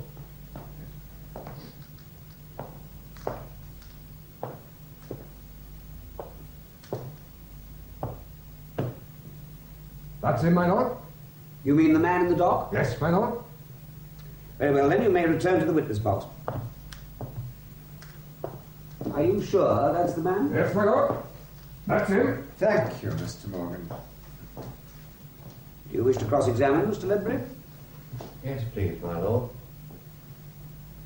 Now, Mr. Morgan, haven't you made a mistake? A mistake? Yes, a mistake. I do know of a man who is a little like me, and who, from my investigations, might well be the man who you met through your friend Wickham. I'm going to suggest to you that it was him you saw, and not me. After all, you had to come over here to look at me, didn't you? Well, that's true. Now, let me see if I can help you, Mr. Morgan. My face is smooth, isn't it, like yours? Smooth? I don't understand. Hadn't the man you saw got a nasty scar across his face as though he'd been slashed? Slashed? Yes. Slashed. With a razor. My face is untouched, isn't it? Come and have a look if you can't see from there. I'm sure his lordship would allow it. No. I can see from by here. What can you see, Mr. Morgan? Oh, your face. You can see it hasn't been slashed. I repeat, it's as smooth as your own is. Now, are you sure you haven't made a mistake, Mr. Morgan? Hadn't the man you spoke to got a big scar on his face? Yes, I think he had. Think a bit harder, Mr. Morgan. Aren't you sure he had a scar? A nasty big scar? Not a thing you'd be likely to forget? Yes, he had a scar. A big scar? Yes, big scar. Then it can't have been me you saw, can it, Mr. Morgan? No, I suppose not. Suppose? I thought you were sure. Yes, I'm sure. Sure that it wasn't me? Yes. Thank you, Mr. Morgan. Mr. Morgan, it's quite plain that Mr. Ledbury has no scar. How did you come to identify him at first? Well, I made a mistake. May I go now, please? My lord, may I treat Mr. Morgan as a hostile witness and cross-examine him? I don't think he's hostile. No, Mr. Stokes. Very well, you may go now, Mr. Morgan. Thank you, my lord. Now, Mr. Stokes, I hope Miss Vane is ready. She's just coming, my lord. Go back into the witness box, please, Miss Vane. Well, Miss Vane, what is the answer to my question? Were you employed by this man? Do you still absolutely refuse to answer? Yes, my lord. My lord, might I with respect know the relevance of the question? Isn't it enough for you, Mr. Stokes, that I have asked the question and that she has refused to answer it and given no reason? With respect, my lord, a witness should not be compelled to answer a question unless the question is material to the guilt or innocence of the accused. How could you tell whether it is material? Of course I can't unless your lordship instructs me, but as your lordship knows, the prosecution cannot appeal, and there must be justice for the prosecution as well as the defence. There you go again, justice. I hope I don't have to apologise for using that word in this court, my lord. Mr. Stokes, I hope you never have a decision of this kind to make. My lord, I'm sure your lordship has had far more difficult matters to decide than this. Are you?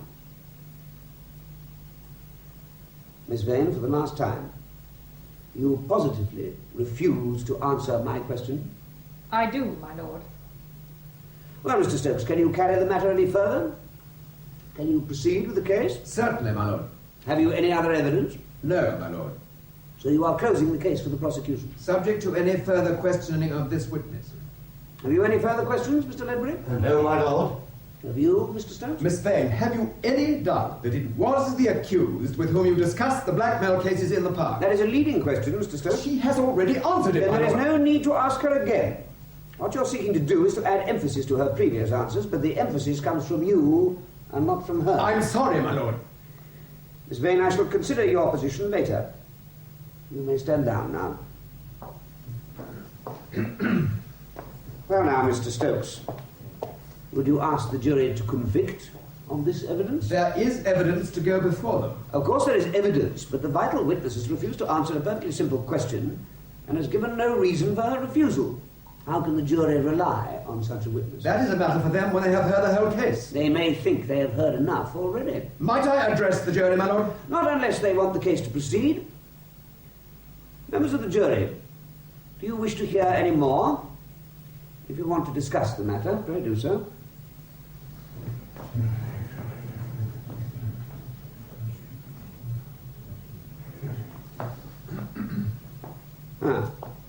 Are you agreed about the matter, Mr. Foreman? Yes, my lord. Put the question, Mr. Clark, please. Members of the jury, are you agreed upon your verdict? We are. Do you find the prisoner Clifton Ledbury not guilty? We do. Not guilty. And that is the verdict of you all? Yes, my lord. Not guilty. Silence!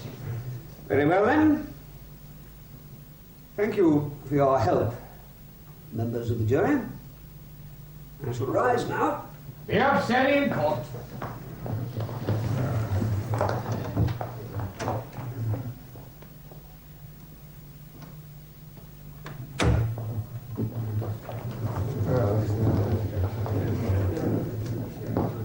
What on earth came over him? That is the most astonishing performance I have ever seen. Is that what you call justice? Mind how you cross the road, my dear.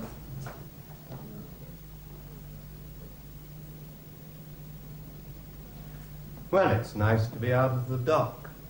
No hard feelings, Superintendent? None at all. Oh, Constable, would you fetch Mr. Ledbury his hat and coat? They're downstairs. Yes, sir. I must say, I admired the way you conducted your own case. It was almost worth standing in the dock to get the better of a judge in the end. You had the old boy eating out of your hand at the finish. I thought he was going to turn awkward once or twice. Funny the way he couldn't make up his mind. That's not like him. No, I wouldn't know. It was as though there was some sort of outside pressure on him. Huh? Oh. Well, he was just like a flipping judge to me. I wonder why that girl wouldn't answer that one question. You don't know, do you? As a matter of fact, I do. Well, tell me. What will you tell me in return? What do you want to know? I'd quite like to know who cracked first, Jones or Nottingham. It was Jones. But does it matter? They're both dead and you know it. What are you suggesting? Oh, I'm not suggesting anything. Jones and Nottingham are dead and you know it. I don't know anything of the sort. You do, because I've just told you. Now, why wouldn't Margaret Vane answer that question? I believe the girl was in the Secret Service, and the name the old man wrote down was one which she could never admit to knowing. But how could the judge have known it? Where did you get it from? I wouldn't know, would I? I've been in prison all the time. Ah, of course. Well, Mr. Ledbury, I've enjoyed our little chat. One doesn't often get a chance like this. True enough, you're almost human. I must say you've taken it very well. Doesn't it interfere with your promotion to lose a case like this? No, one can only do one's best. After all, I couldn't tell the judge what to do, and if he told the jury to acquit, it's not my fault. But shouldn't you have known about that girl being in the Secret Service? After all, she was your witness. Perhaps. It would account for her squeezing herself into your organisation. A pretty dangerous job. You shouldn't say my organisation, Superintendent. I've been acquitted. Sorry, it was a slip. Ah, here's your coat. Oh, thank you, Carl. That's all right, sir. Excuse me, sir. Could I have a word with you? Forgive me a moment, Mr. Ledbury. Yes, of course.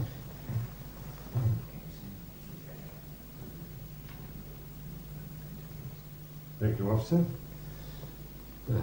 Sorry about that. Next job? It wasn't, as a matter of fact, winding up the present one. You have to make your report in triplicate, I suppose. Something like that. Well, I really must be going. Your friends certainly keep their word. What's that? She's back. Who's back? Somebody's daughter. Well, every woman's that. Do you mean Margaret Vane? I mean Angela Hereford. Who's she? The judge's daughter. Oh, so he has a daughter. Oh, why should that interest me? She was kidnapped. Oh, no. Well, that's terrible. They promised her back as soon as you had been acquitted. Oh, so that's why you said we keep our word. I didn't say you. I said your friends kept their word. If you're in it too, I'll be happy to give you the credit as well. I don't know anything about it. Why did you say we keep our word then? Goodbye, Superintendent. Please don't go yet. I'm sorry, I must. Then I must put it more forcibly. You're not to go. You can't hold me. Oh, yes, I can. Oh, well, see about that. Now, get out of my way, please. I'm afraid not, sir. What is this? Are you charging me with something else just because I made a silly slip and said we keep our word? That wasn't enough. Well, let me go then. I'm afraid not. Well, what are you holding me for then? Your trial. For what? Didn't you listen? Conspiracy to blackmail. Didn't you listen? I've been acquitted. Weren't you in court when the jury gave their verdict? No, I wasn't. Well, ask somebody who... No, just a minute. I saw you sitting there. Quite right. But you just said you weren't in court when the jury gave their verdict. Right again. I wasn't. Look, I'm not finding this very funny. It's not meant to be funny. Well, what are you holding me for? I told you. Your trial. It's over. Didn't you hear the jury say not guilty? No. Well, I can't help it if you're deaf. I heard everything that was said. Well, I'll warn you. I'll sue you for... Oh, thank God, my lord, you've come back. No, he won't let me go. Will you please order him to do so? I'm afraid not. Well, once a man's been acquitted, he's free forever, isn't he? That's the law, isn't it? Yes, it's the law. But you haven't been acquitted. But I have, my lord. The foreman said not guilty. The foreman wasn't in court. The man who said not guilty was a policeman. He was substituted for the foreman. Substituted? Rubbish. It was the same man. He looked the same because the superintendent chose someone of the same general appearance as the foreman, and he wore the foreman's clothes. Don't forget, you'd only seen the jury for 3/4 of an hour on Friday. How do I know you're not bluffing? Bring them in, Superintendent. Very good, my lord. If this is true, it's monstrous. Not as monstrous as killing a little girl would have been.